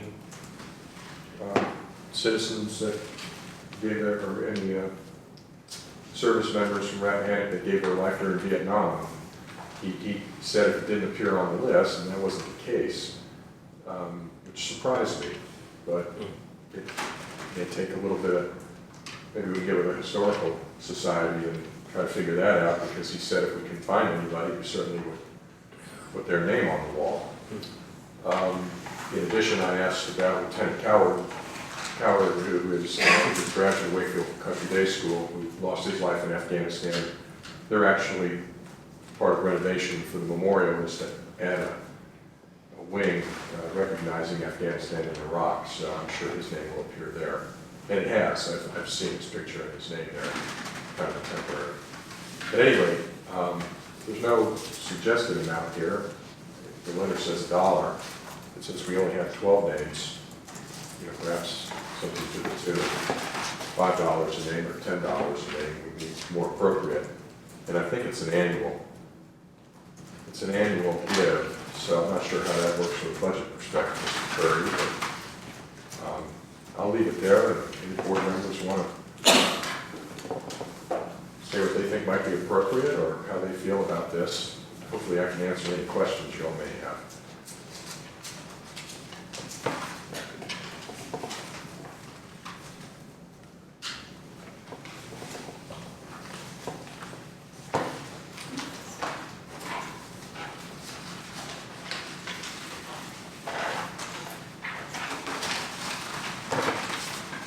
How do board members feel about the contribution of $10 per name? I was thinking $10 per name would be in the ballpark, but maybe then just round it up to $150 in anticipation there may be some names added from Vietnam and also with the Afghanistan wing that they're adding, knowing that there will be mentions in there as well. That way, we'll be covered for those in addition to the 12 that we're aware of. The board in your adopted budget does have the awards and condolences line that it's budgeted at $750 and it can be used for awards and condolences. You may be in mind to use that money that's already appropriated into that line for this sort of purpose. If you were to run out at some point in time during the year, which you haven't come close to in the past, and I helped you cut that budget this year, you could always appropriate more to that line or shift it from another line within the board. Well, this is going on whether we contribute or not, as I understand it. And there may be more names, so what about $5? I was thinking 20. There's only $240, but they're. Yeah, but I mean, what if there's much more?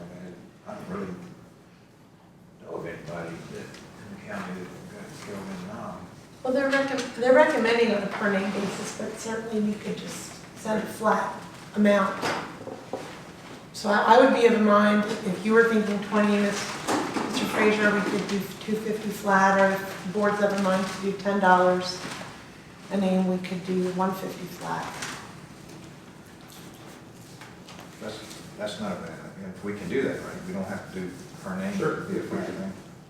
So why don't we do $150 flat?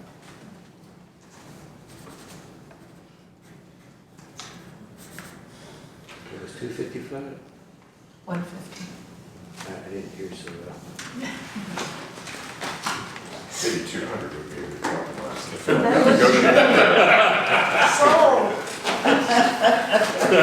I'm going to put this in the form of a motion to contribute $200 to the Virginia War Memorial Foundation to recognize the Speak Their Names campaign. And you're okay for me to use the awards and condolences line? Yes.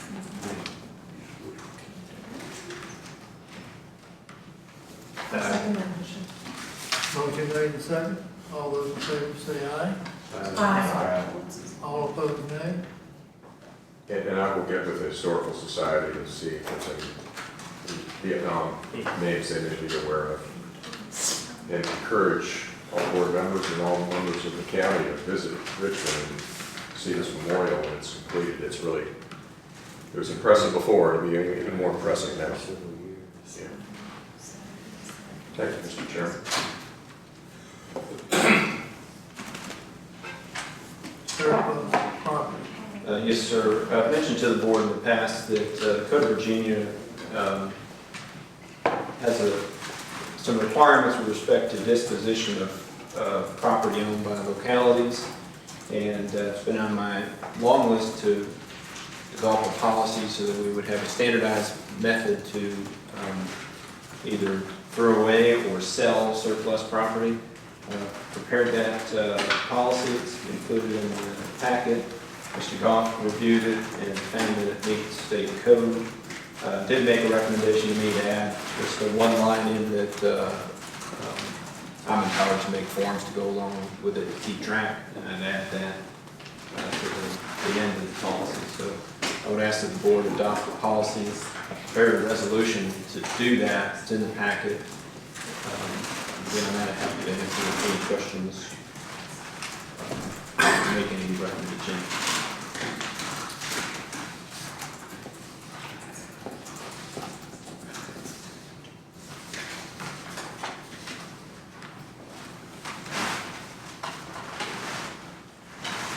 Put the resolution in form of a motion, Mr. Chairman. Happy to second. Mr. Curry, does this kind of fall in the category of, I can't believe Rappahannock could act down and had something like this in the past? Well, we might have. We just don't know what it is. And I'd say that with some levity, but there was a significant discontinuity between the McCarthy era and my short tenure here, and so there may have been a lot of standard practices and policies in place that just have been lost to time, and could be in the board minute books that it would just take days and hours. It's easier just to do this. Motion made and second. Roll call. Roll call vote. Mr. Frazier. Aye. Mr. Lozinski. Aye. Ms. Smith. Aye. Mr. Parrish. Aye. I also.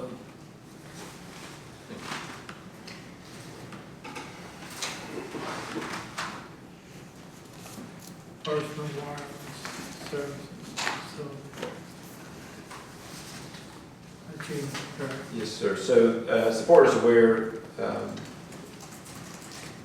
CWS has submitted 2 applications for towers along 522 between Sperryville and Boston, and then I guess, west of Woodville and east of Woodville, and north of Woodville and south of Woodville, or the road runs.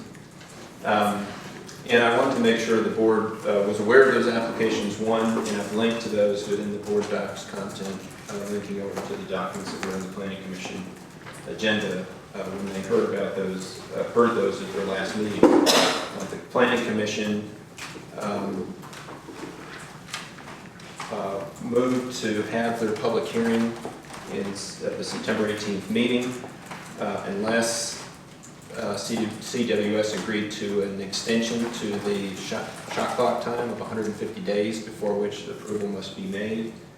CWS declined that, and so the advertisements are being prepared and will be placed in the paper, and CWS will send the letters to every resident within 1 mile for that September 18th public hearing. That advertisement will also list the balloon test that the Planning Commission requested that we held on the Saturday the 14th in the morning or the next weather appropriate day if that Saturday is not conducive to a balloon test.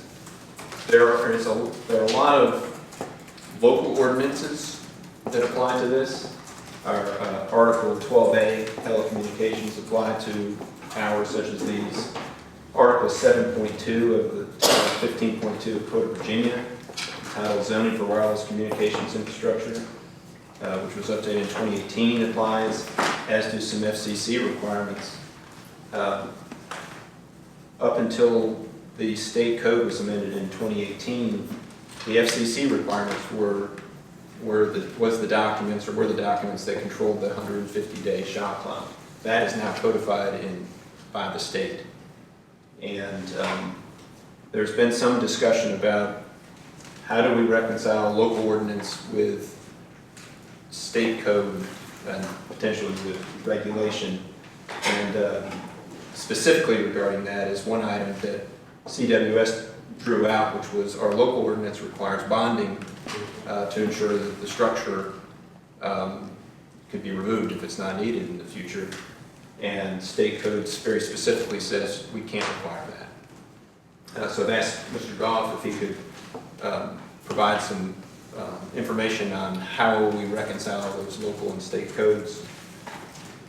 Allow him the opportunity to do that. Thank you, Mr. Chairman. Thank you, Mr. Curry. If you got your pencils ready, here's a long one. 15.2, 2316.4:2 B4. Got that? It says, it reads, it is receiving consideration and processing of a complete application submitted under subsection A, or for any zoning approval required for a standard process project, which is what we're dealing with here, a standard process project.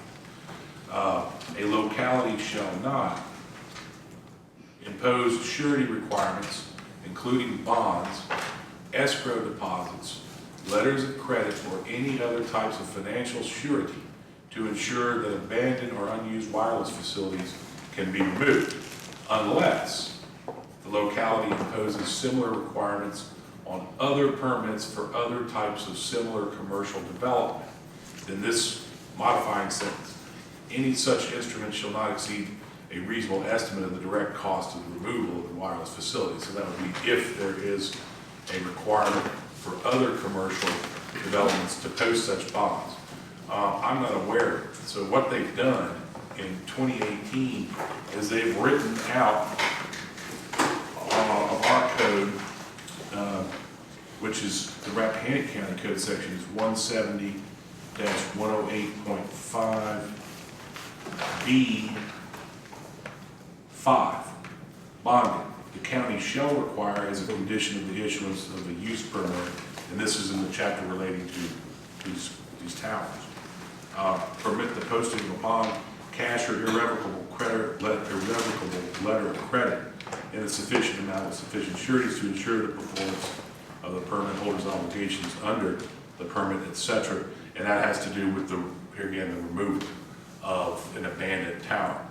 So the way I see this is that code section, the state code 15.2, 2316.4:2B4 writes number 5, our bonding requirement right out of code. It's inconsistent with the state law, and we can't repeal state law about local ordinance. So it's been superseded or preempted, I would say, by the enactment in 2018 of this statute. And it wasn't just amended, it was actually enacted in 2018. So that, and of course, our ordinance, this section, predates the 2018 enactment of that code section. So I guess the simple answer is we can't require a bond on these two applications. What other type of commercial facilities would require something like that? The only thing I could think of would be like a smokestack for a generator or something tall, a building, a skyscraper, I don't know. That's right, I mean, we don't have any applications for stuff like this, so we haven't got to the point where we would require it. And I don't see any bonding requirements, and I don't know of any in our code other than this for removal of a structure. So I think our ordinance would have to, in a different section, or that same section would have to apply to other structures. Somewhere say, in order to get approval for this type of structure, you must put a bond up. And we just don't have that in other areas of our ordinance. I think there may have been stuff like with tanneries in the old days, and any kind of thing that would generate any potential hazardous waste, or anything that presented a fall, where they call it a fall zone issue, where it could fall on somebody's house or a road. But in order for it to pass state code muster, we like that. We have to show, we have to point to something where we required it before, and I don't know of one. And just for argument's sake, if we made a local decision that relied on our local ordinance and ignored state ordinance exists, it would be ripe for court action after the fact. Right, but the only, this isn't a new requirement that we would impose on them. We've imposed it on the other facilities that are already here. So we have something in place where we have done it with similar commercial facilities. Unless the locality imposes similar requirements on other permits for other types of similar commercial development. So if we have done it in the past, then We did do it. It was part of the package, I'm pretty sure, for the 5 or 7 Sprint towers. Well, it was part of this very law. They objected to it, and then they acquiesced. But now these folks are saying no. They basically said no, and state law says we don't have to. But we've already done it on similar facilities. Yeah, and so that's an interest. I did not read the ordinance that way. I read it to be comparable other types of structures, and not prior structures that were probably permitted before the state code came to play. But I don't know. Personally, I don't know that bonding item is a big deal as far as a need for us. Our code says it needs to be taken down, and the question is whether we could force it, and who's going to hold on and track the bond. But these are pretty valuable assets for somebody to abandon. That would be rare in my estimation.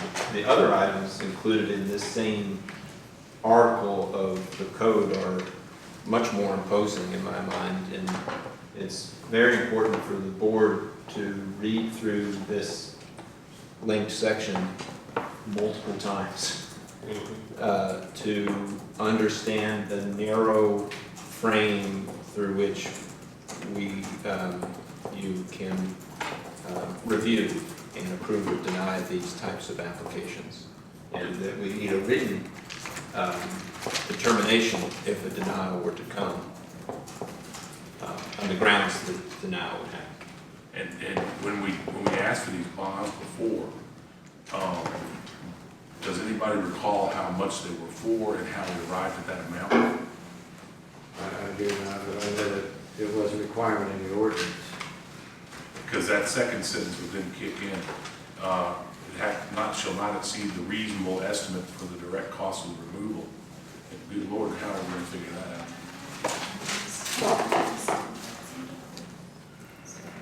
They can be taken down real quick by a couple of guys with a pickup truck and a torch. So at the end of the day, the question is how would a judge, after hearing the argument, decipher this code section and how important is it to the community relative to the potential outcome? And then an applicant would have to decide how big of a deal it is to them whether they're going to make it an issue or not. Because the way technology is changing, if you get low orbit satellites, you could put these towers out of business pretty quickly, couldn't it? 10 years from now. It's always been important that, to me anyway, that there be language in there that says that they got to take these things down if they're abandoned or no longer needed. I mean, it just seems to me technology's going to make these things obsolete. It's kind of like this derelict fire towers you see with civilian conservation corps towers that not put up around World War II. You got one. Right up there. Well, but there was one I particularly think about. There's one down in Ligden, and then there was one in Seven Corners that was there for a long time. They didn't use it for anything except maybe taking pictures off of it. For a lot more architectural reasons. Kids climbing it. So I guess I would recommend relative to this, the code is very new, so I don't know the likelihood of there being any cases heard about it, but Mr. Goff could query his LGA group and ask if anybody knows of anything, or go to LexisNexis. Yeah, I checked Lexis next time, and I've got the latest and greatest on this code volume, and I don't see any annotated cases construing that subsection at all, which is always so helpful. If I might, Mr. Chairman, is this an instance where we might want to ask the state's Attorney General for his opinion, or do you feel comfortable crafting an opinion? I feel like this is something that at the next public commission meeting, we should be prepared to have a similar discussion and something to consider on the agenda to guide our discussion. It'd be very nice to have an AG opinion on that. The only thing is how long is it going to take? I don't know. And I don't think we're going to have it anywhere close to within the 150 days it's already running on us. I mean, sometimes it can take 3 to 5, 6 months to get an opinion out of the Attorney General. What about going back and looking the applications when Sprint first came in to see if there was any bonding involved there? I guess is that moved then?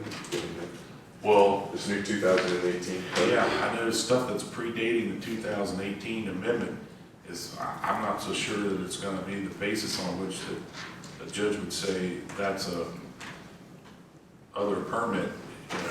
I think what the legislature's trying to signal is you can't just single out these towers for these types of bonds. So I've got my doubts about that. Well, I can see, when private developers put up water tanks and things like that, but we've just not had any of those type of facilities built, so we haven't had any other facilities that we would put on. We did sort of tiptoe around this in a different context in regards to the bike trail that we were requiring an irrevocable letter of credit, or requesting an irrevocable letter of credit, so it isn't like we That haven't- wasn't for the removal of the bike path. Correct. And that was a finance issue. Right, but we have requested in a different context for a project before. The bike trails weren't protected by So- the code. or can you put together an opinion before September 18th? Me to ask, you're No, asking, you, I can write an opinion, but. you write it. Yeah, not the AG, I couldn't get the AG to respond in time to. But before September 18th, which is the planning commission meeting at which there'll be a public hearing, it'd be nice if the planning commission could have that. I will, but I'd like to see that. I think we should see the prior application for the springtime. We can pull that, Summers can pull that. Okay. And see what kind of requirements in place there. And lastly, I just want to just reiterate the timeline. I did attach to board docs, the 150-day schedule, and as it lays out with the planning commission public hearing, ultimately, given the advertising requirements, it provides an opportunity for the board of supervisors to have a public hearing in November, it's a regular meeting in November or December, but the 150 days ends on December 28th. There's been, as I said, no signal to extend that. As we draw closer, I'll be coordinating with the board on when to advertise that public hearing. It was my mind that we would want it advertised as early as possible and held as early as possible, so there's as much time as possible for the board to receive input, digest it, and then before making a decision. If I could just remind the board too that there's no legal requirement that the board vote the same day that you have the public hearing. So you could hold it in November, vote at your regular meeting in December, vote at a called meeting in December, or a continued meeting, or however it shakes out. If any board members have questions about the state code, please reach out to Mr. Goff or I. Critical that each of you read it and understand it, as well as the commissioners.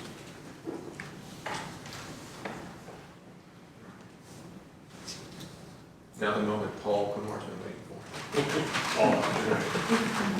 He's scared. Next item on the agenda is updated fire levy guidelines and chart of accounts recommended by the fire levy board. The group met on August 22nd, worked through their expense review and approval process, and during that meeting also reviewed the chart of accounts and guidance that was approved by the Board of Supervisors on September 5th, 2018, and I linked back to that in board docs. They recommended a few changes to those documents. They're not really major changes, more clarification changes that have come up since trying to implement the original forms after last year's approval. Beyond that, if the board would like, Mr. Kumar could add or answer any questions. I did, in linking back, the board adopted these or approved these by motion at your last meeting, and so you could likewise approve them by motion at this meeting.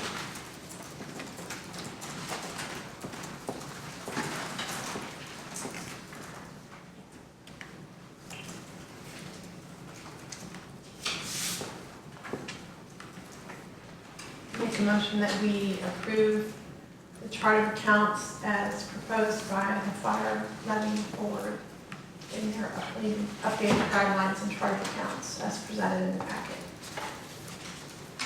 Need to make sure it's chart of accounts and fire levy guidelines. Yes, I said both. Okay, thank you.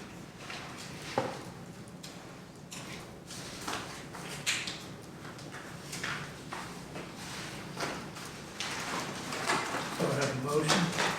Happy to second. But I would like to Second.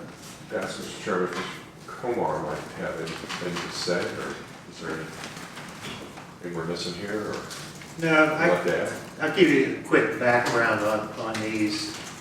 You know, after we went through our budgeting process in support of the strategic plan and building our chart of accounts, many questions came up.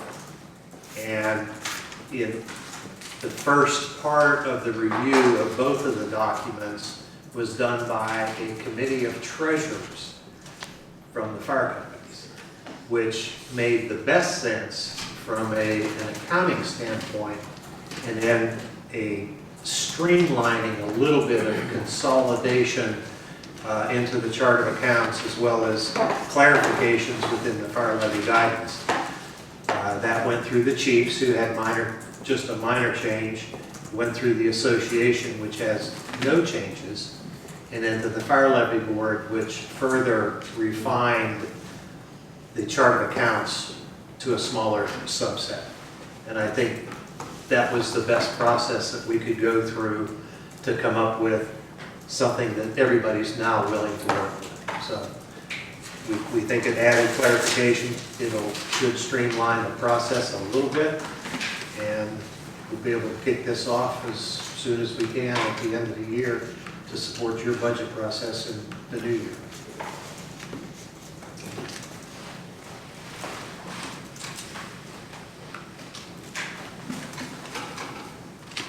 Motion in a second.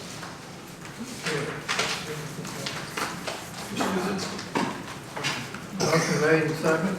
All those in favor say aye. Aye. All opposed, nay. Motion carried. Thank you.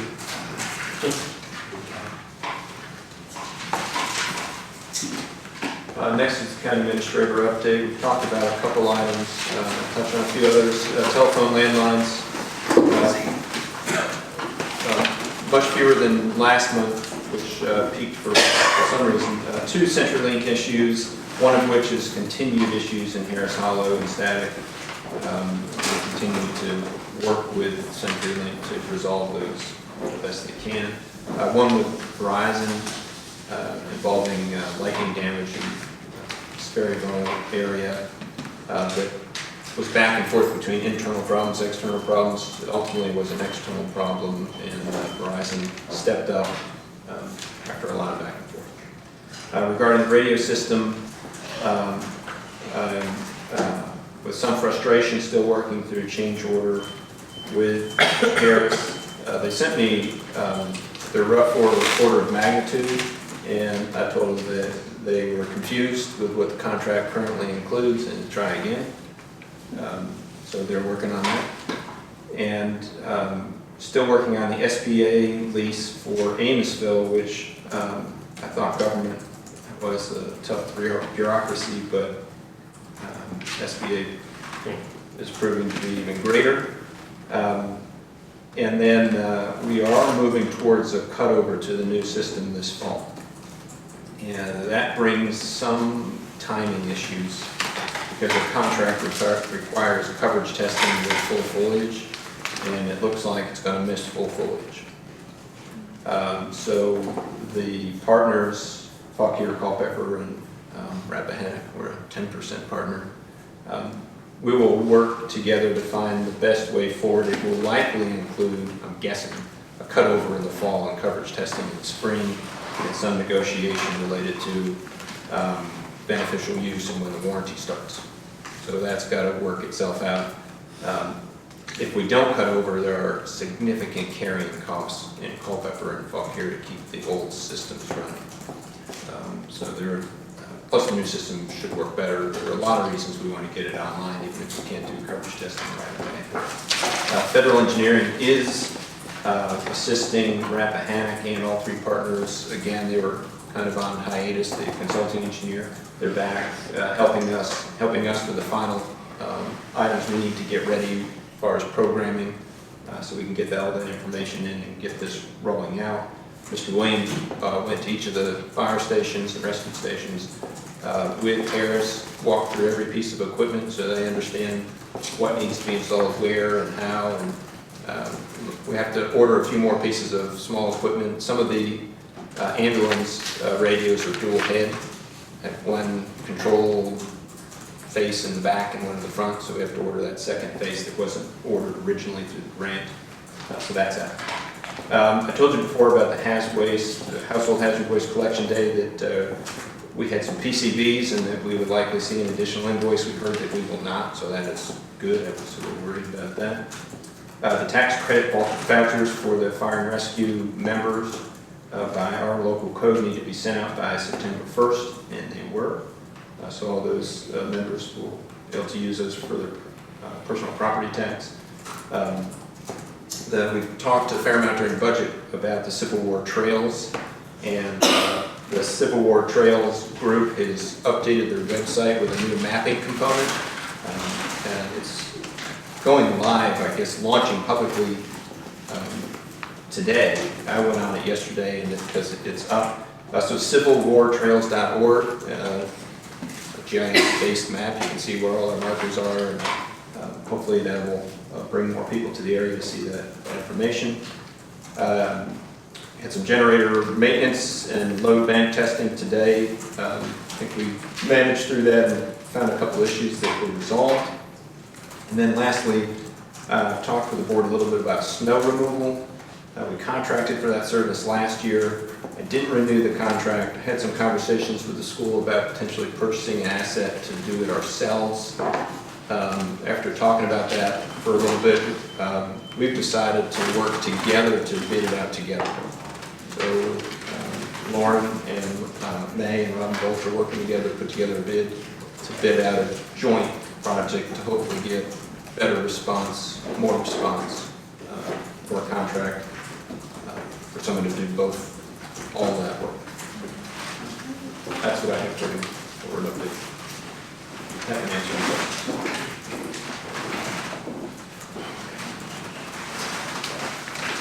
So we're planning on buying a truck? No.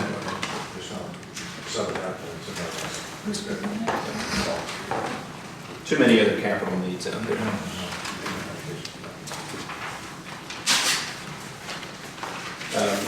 The next items on your agenda are your reports, the building permit report.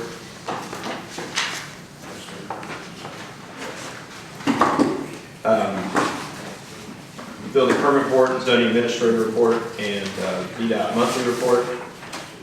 Those are all in the packet and available for review in the board meetings. And it was pulled out of VDOT.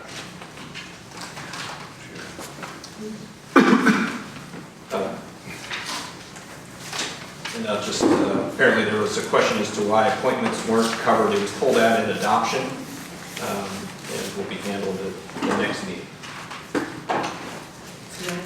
There were no appointments today.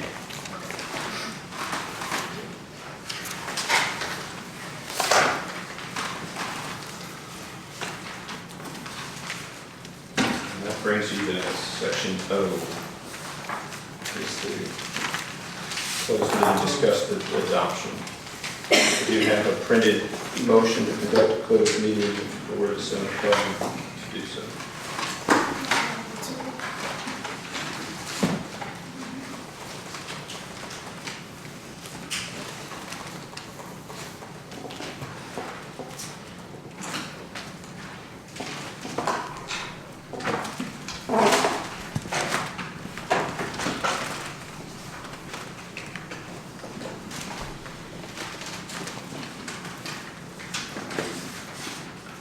Well, I do agree with Mr. Parrish put forward earlier about having someone in the meeting, a FOIA officer.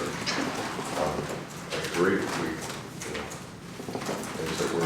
Things that we're being sued for have come out of actions taken or not taken in closed session. So we've learned a lesson here.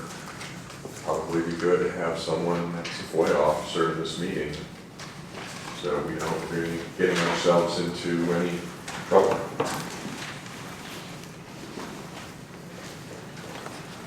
You know, y'all postpone this for 8 months. If you don't want to do it, just say you don't want to do it instead of making it more complicated. It's really that simple.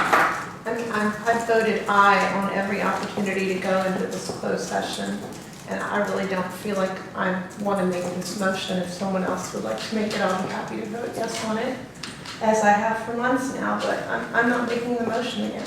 Well, I think you proposed the compromise of having Mr. Curry and Mr. County Attorney's review and Mr. Goff in the... What seems to escape the boards, if I may interject, I just want to say, I think what maybe escapes the board's attention is that by not going into private session to discuss personnel matters, we are actually exposing ourselves to more litigation by picking up personnel matters in open session. So, I mean, for months now, we've been delaying this. I haven't been delaying this. The majority of the board has been delaying this. So whoever is willing to make whatever kind of motion today, I will certainly vote in the affirmative. Okay, I'll make a motion that we move into closed session with the FOIA officer present. Now, I don't know how you modify this motion to conduct a closed meeting. Listen, Have to do if I that. could interject, you cannot go into a closed session except from the open session where he is present. He's already here. That's what we kept getting in trouble for, because we cleared the room and then we went into closed session. We don't do that anymore. We haven't done it for 3 years. So when we go into closed session, he's going to be sitting here. And then when we come back and certify, he's going to be sitting there. Unless something happens between now and then and he can't be here. So I don't know what your argument is. I don't have an argument. You'll be here during our closed session. During the entire part. Yeah, we'll have a FOIA officer with us. But he's part of the employee review. Well, no, we're going to do one employee review. And then we'll do a second FOIA with different representatives as our FOIA. Well, really, I mean, I'm with Ms. Smith on this. We can do it. We should just get on and do it instead of all this constant talking about it. You could have made the motion and we would have been there by now. So I think Mr. Lisinski just made a motion. Well, motion to conduct a closed meeting, will move the Rappahannock County Board of Supervisors conduct a closed meeting in accordance with Chapter 2.2-3711A of the Code of Virginia for the purpose of discussion and consideration of the performance of specific employees of any public body. Chapter 2.2-3711A1. Subject matter of the closed meeting will be performance evaluation for the county administrator per section 15 of his employment agreement. 2, performance evaluation for the county attorney.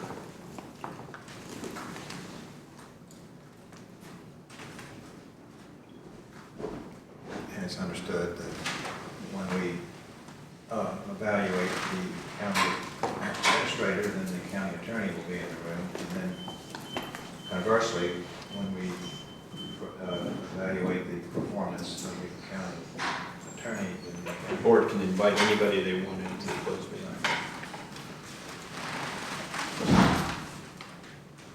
So my motion needs to be amended to reflect that. Do we have a second?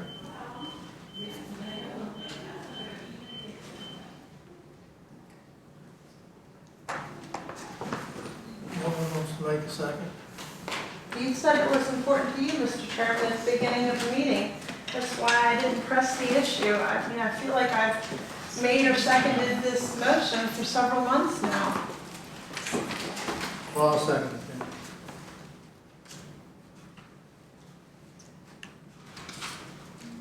Roll call when you finish discussion.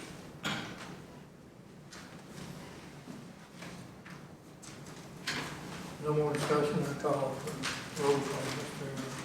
Frazier? Aye. Mr. Lozinski? Aye. Ms. Smith? Aye. Mr. Parrish? And I also. So we'll do one first.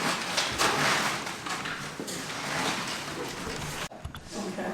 Is Is this one you're keeping?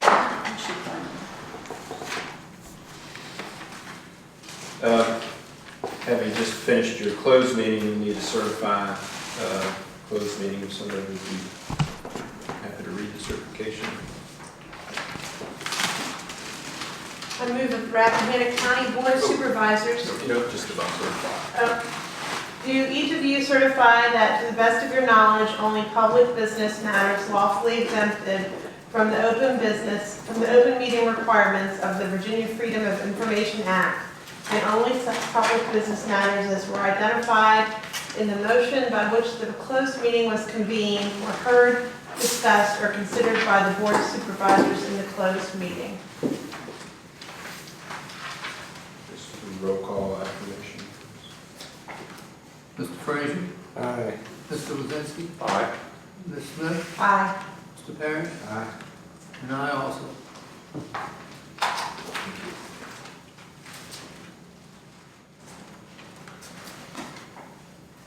If there's any discussion coming out of closed meeting, now would be appropriate time to have it, otherwise we can move on to the public hearing for this evening. Any comments first? Mr. Chairman, I think we might want to talk about the process by which we present these performance evaluations to the respective individuals. I'm not sure the board, I'm not sure we're in agreement, not necessarily not in agreement, but I don't know if we've had the conversation yet about how we're going to do that this year. Last year, I think you presented those findings or discussions or evaluations of the board to the individuals. And if the board feels they want to do it that way again this year, or try to. I thought we were just going to lock them away. The personnel file. Anyone else agree?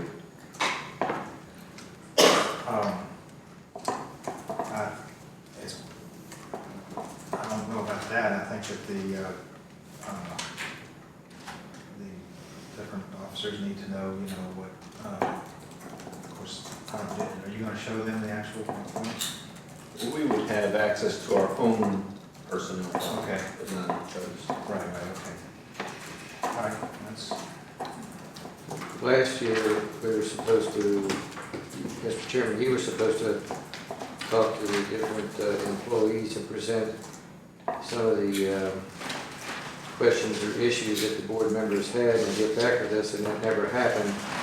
And in the subsequent 8 or 9 months, this is the first time that we've been able to even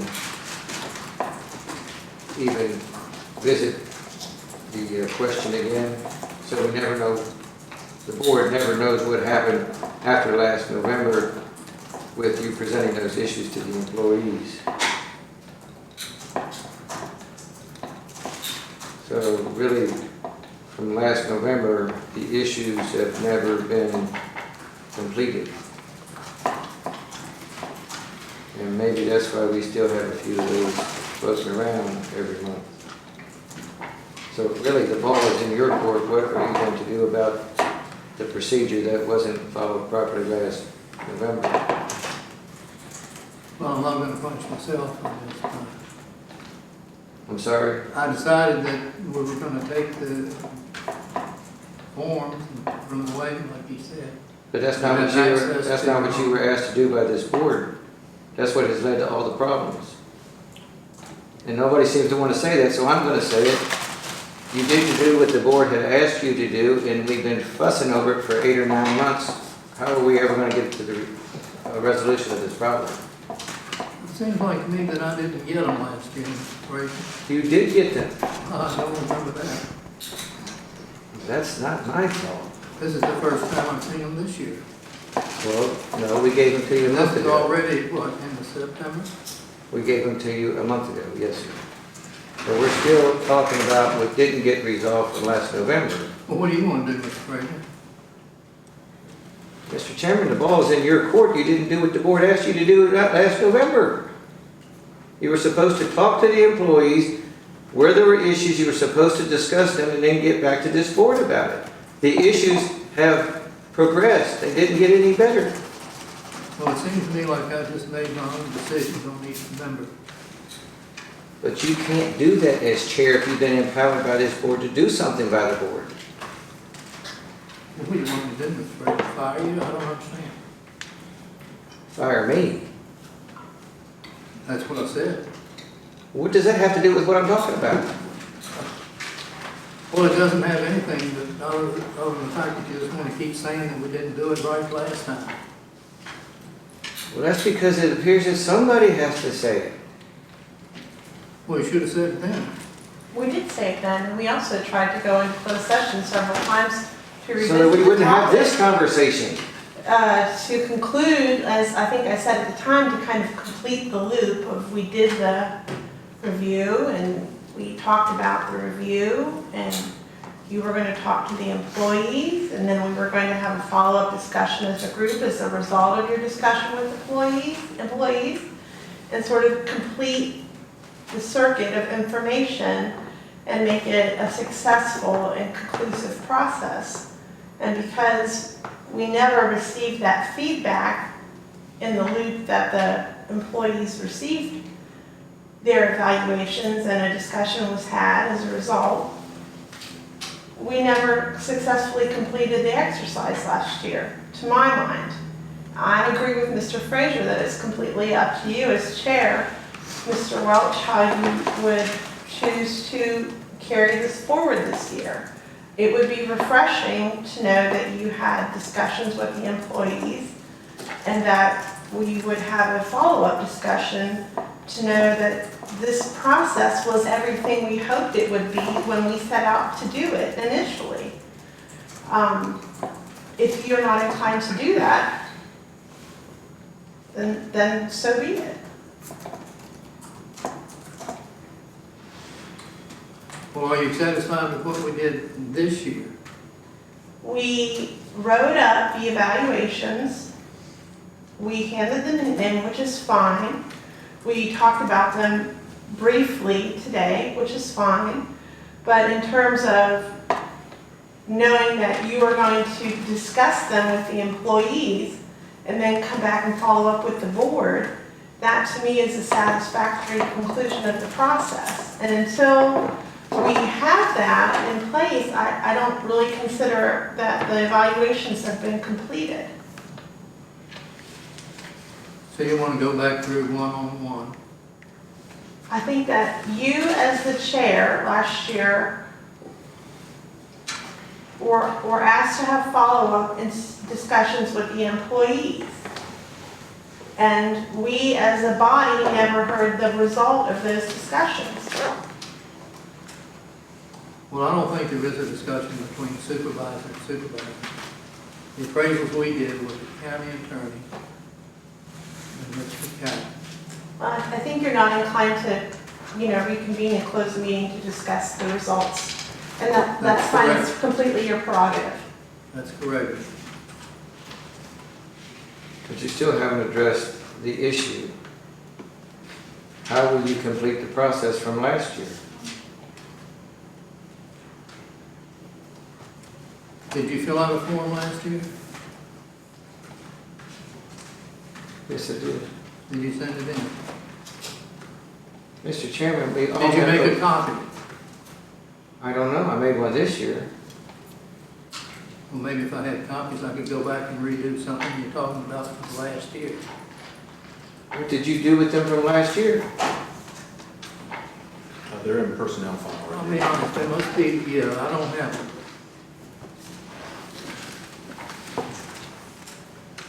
Could have been doing a transition period or whatever, but There was no I don't transition last have year. them.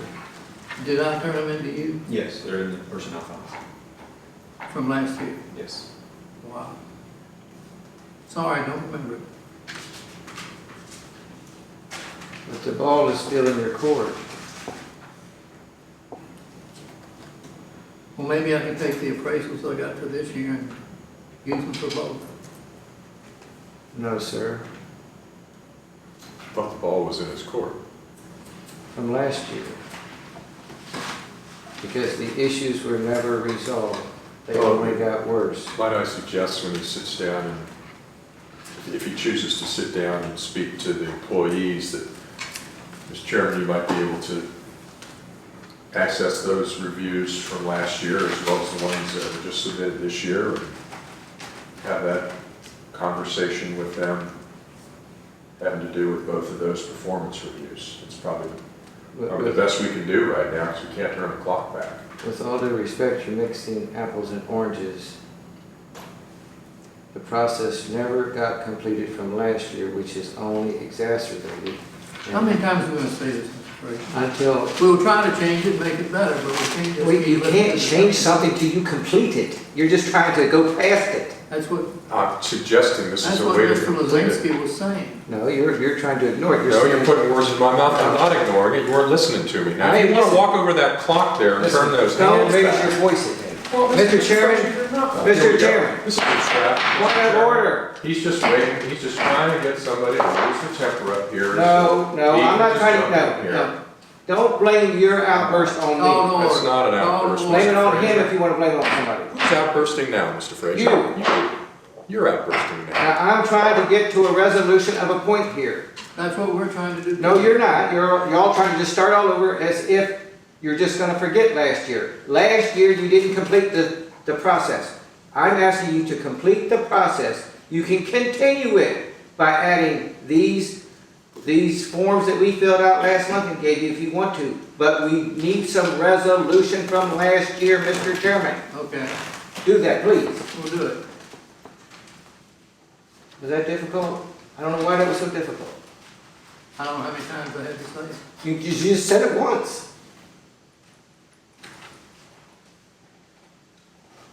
Maybe we can continue.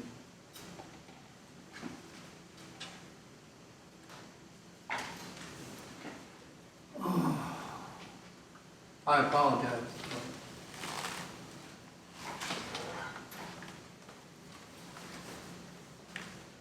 Tonight we have one public hearing for special exception 190501 for Bellevue School Tax Map number 5426.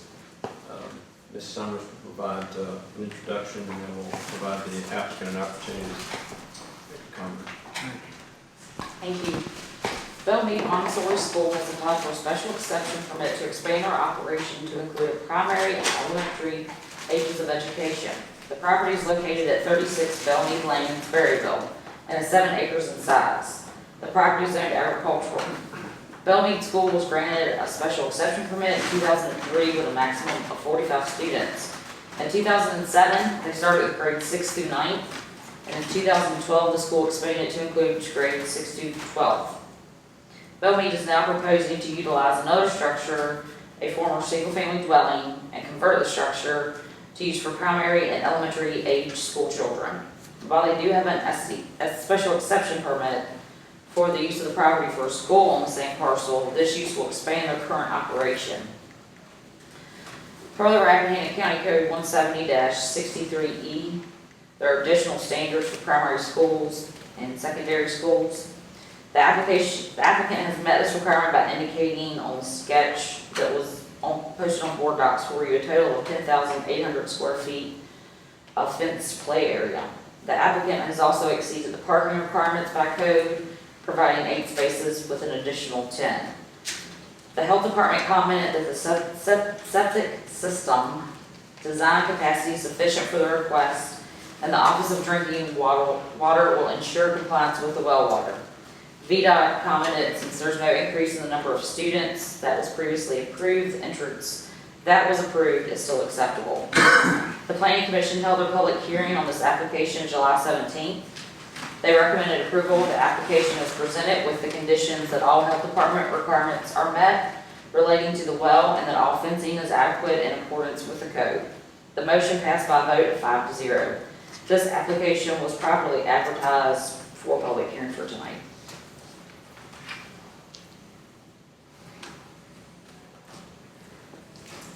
Any questions? Does the applicant want to say anything? We look forward to providing the opportunity to open up our school to the younger kids, primary and elementary, and we're excited about this project, and we'll hopefully get approval to go forward.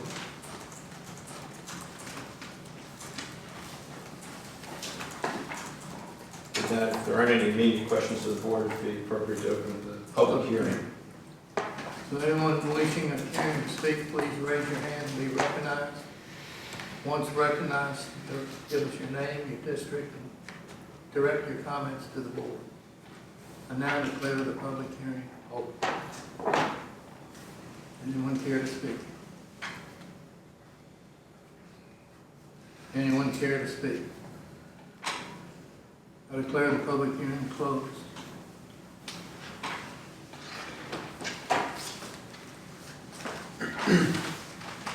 Board, any other statements?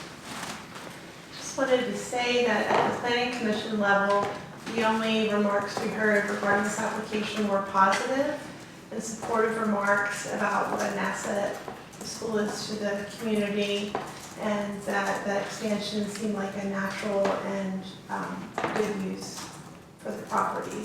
There was only really positive feedback for the change.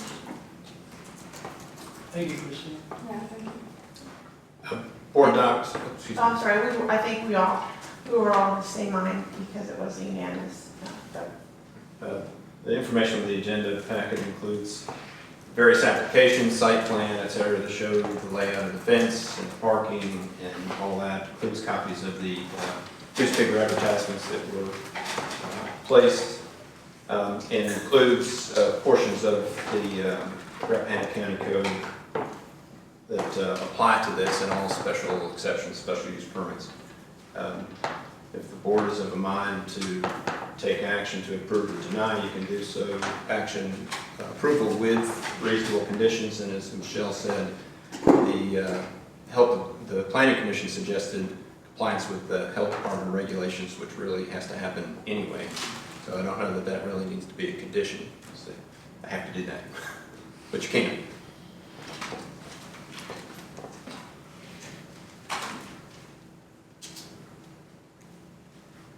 This meets all the applicable standards and the general standards. Yes, sir. Fencing of recreational areas, Yes, sir. that's gonna be done. Pardon me? Fencing of all recreational area. It's fenced, yes.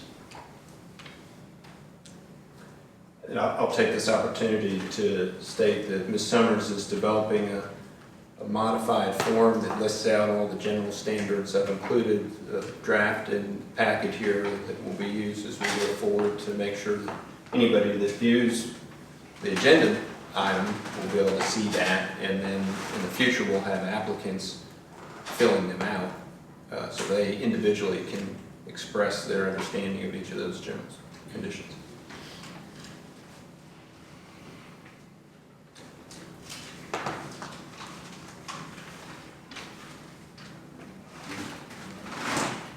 Yes, I was going to, if nobody has any other questions or concerns, I was going to move that we adopt the special exception for the additional levels in the new building for the Belmead Montessori School, 36 Belmead Lane.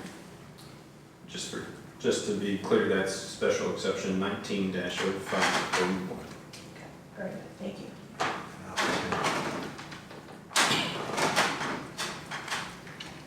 Motion made, second. All those in favor say aye. Aye. All opposed, nay. Motion carried. Thank you. Thank you.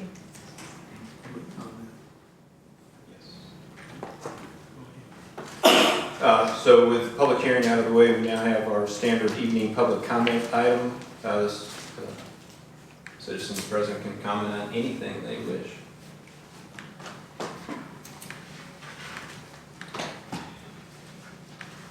Yeah, just raise your hand to be recognized if you care to speak. Once recognized, state your name, the district that you're in. There we go. Direct your comments to the board. Declare public comment open.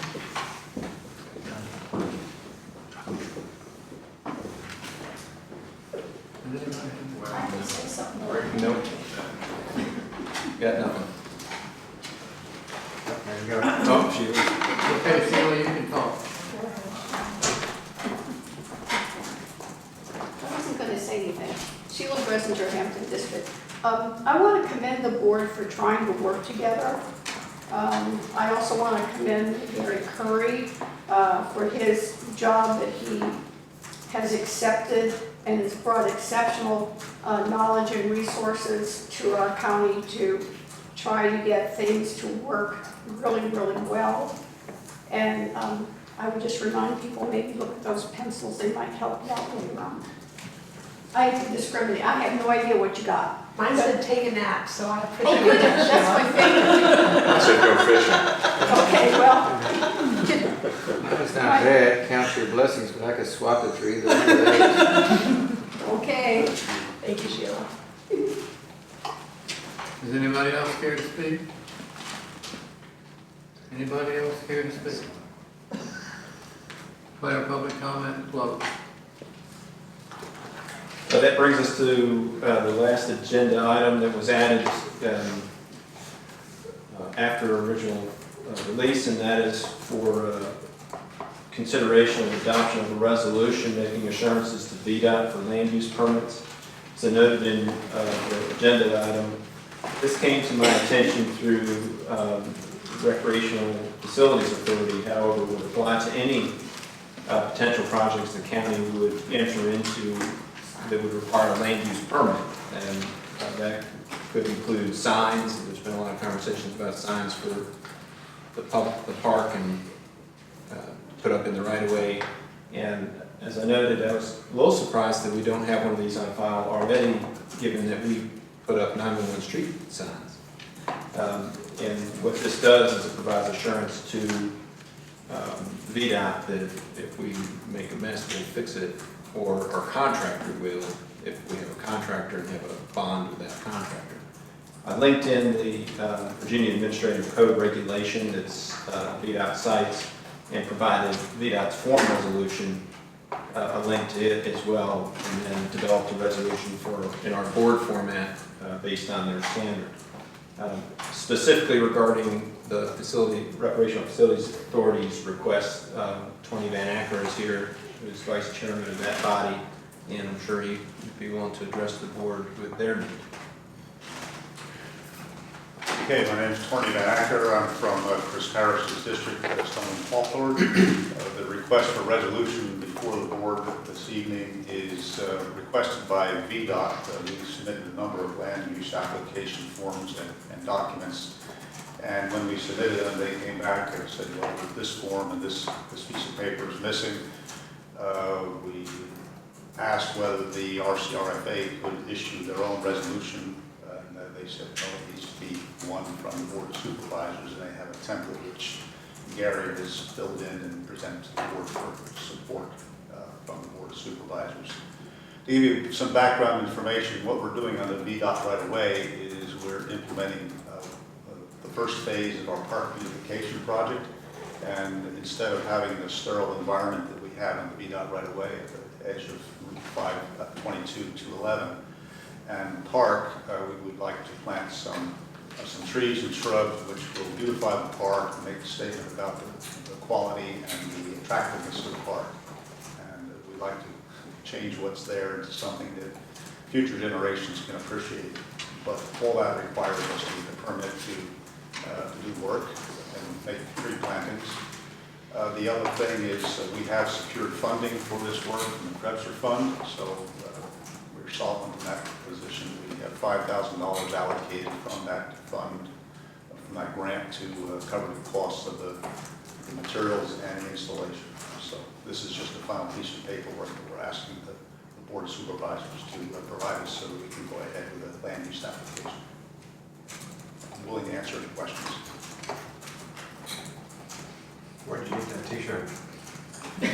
I took it off faster than Tony, does this have anything to do with the signage program that everybody's trying to work on?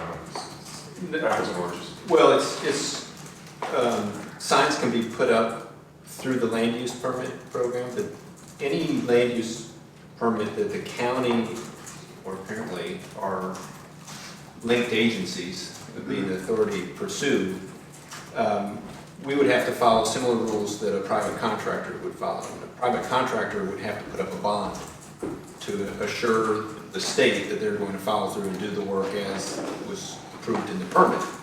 Well, the state VDOT doesn't require counties to put up a bond. We just put up the good faith of the county saying, we'll make sure it's all right. If it was a private property, it would be an irrevocable letter of credit or some kind of surety bond from the contract. And if it was a contract, right, for a they may have a construction bond or surety bond, performance or payment bond, if it were a VDOT contract. But because we're a local government, they say, well, you don't have to go the hassle of actually making, getting a bond and placing it in, because they know that we're good for it.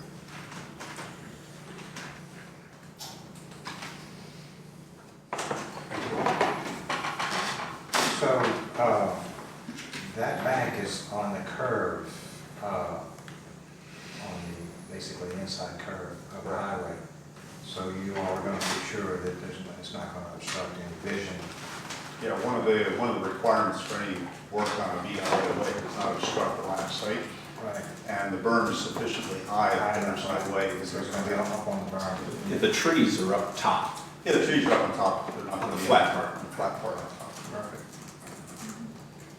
They will come and inspect as part of the review process. Fabulous, everything that works, you all done. So, I'll make that motion, we approve this. Not sure what to call it. Resolution. Resolution. It's a resolution making assurances to VDOT for land use permits. It's Right. included in the packet. I'll second. Motion made and second. All those in favor say aye. So, well, Call for roll. Roll call vote, Mr. Frazier. Aye. Mr. Lizinski. Aye. Ms. White. Aye. Mr. Perry. Aye. And I also.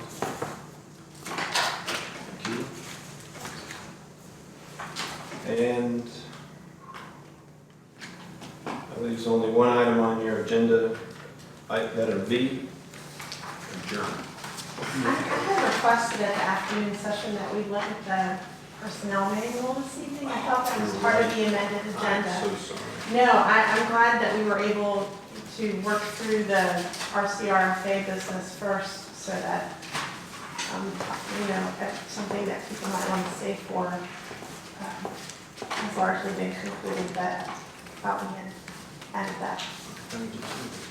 The other thing you mentioned was the new appointee for the park authority. That's for next meeting. Yes. Can't find the sheet that I'm watching. But I do have some information about the personnel manual.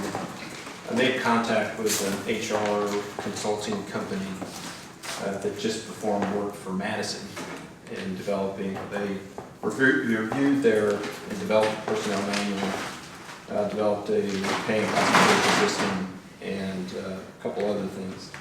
That contract for non-professional services included cooperative procurement clauses that we could use the contract and negotiate scope for ourselves.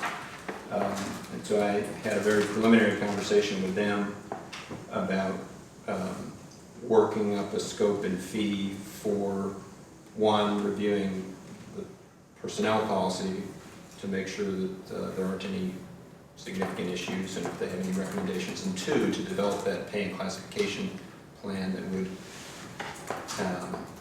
review all of our positions and then slot them into an organized scale of pay so we don't have some of these issues we had with the last budget year with one-offs and people thinking they want requests. So we're very early in those discussions, but they have started. I don't know what the fee would be for that. If it's probably out of my approval range, so we would come back to it. And have you received any feedback from the department heads on personnel policy? I haven't shared it with them. Okay. Well, I'll look at it, but. I was gonna say, I've seen it. I was just wondering if you've received any I've feedback. had a few conversations with, Art and I talked about it briefly, very briefly, more in concept, but I haven't had any detailed conversations. I can engage constitutional officers and the department heads. At this stage, I was trying to get input from the board, I guess. I don't know how everyone else feels, but it seems like to me, talking to the department heads, constitutional officers, might be the next logical step before we send something off.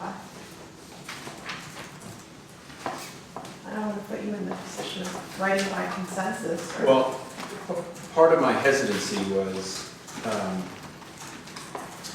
as far as the staff that reports to me, it's fairly easy for me to make representations to them on what they have to do and not do.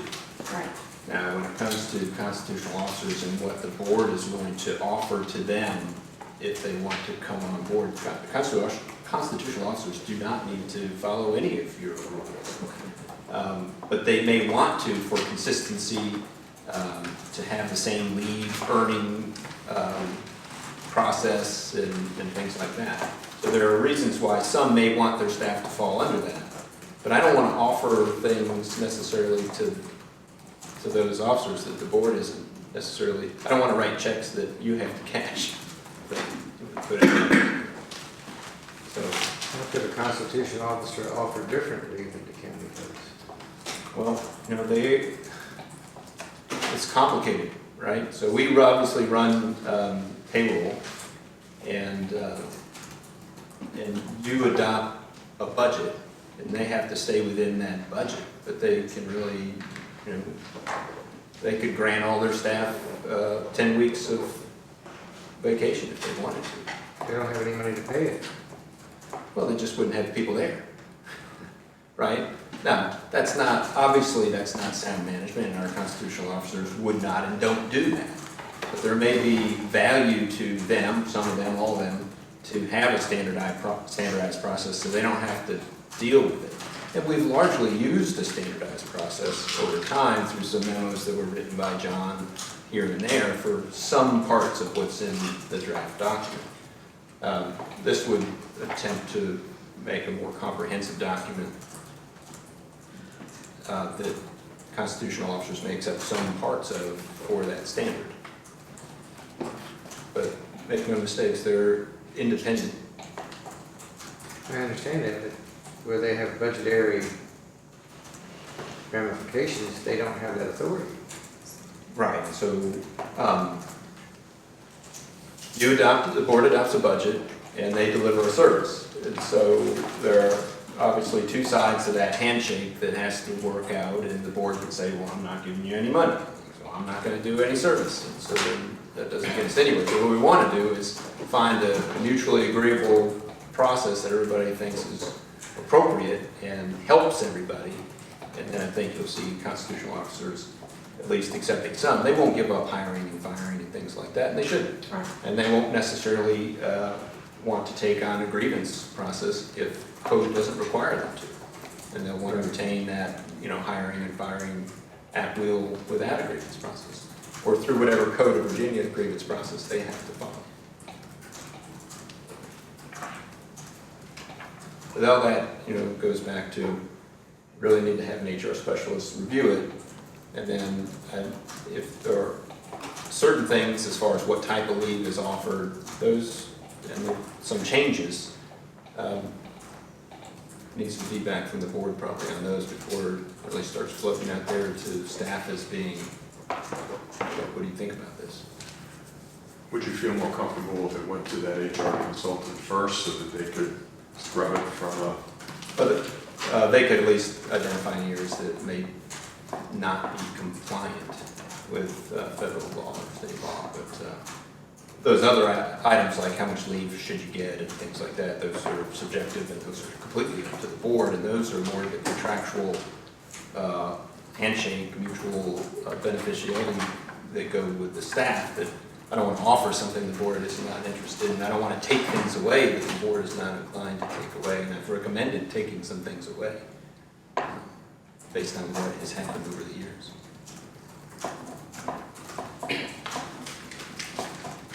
I guess I'm inclined then to wait and see how the relationship with Madison Cooperative Agreement develops. And it may be that I can break off a small piece of that just for this personnel policy that's within the my purchasing authority, and I can make that happen. And then the compensation plan would follow. on, Susan. Thank you for getting it done. Okay, now, motion to adjourn. I'll second the motion. All those in favor say aye. Aye.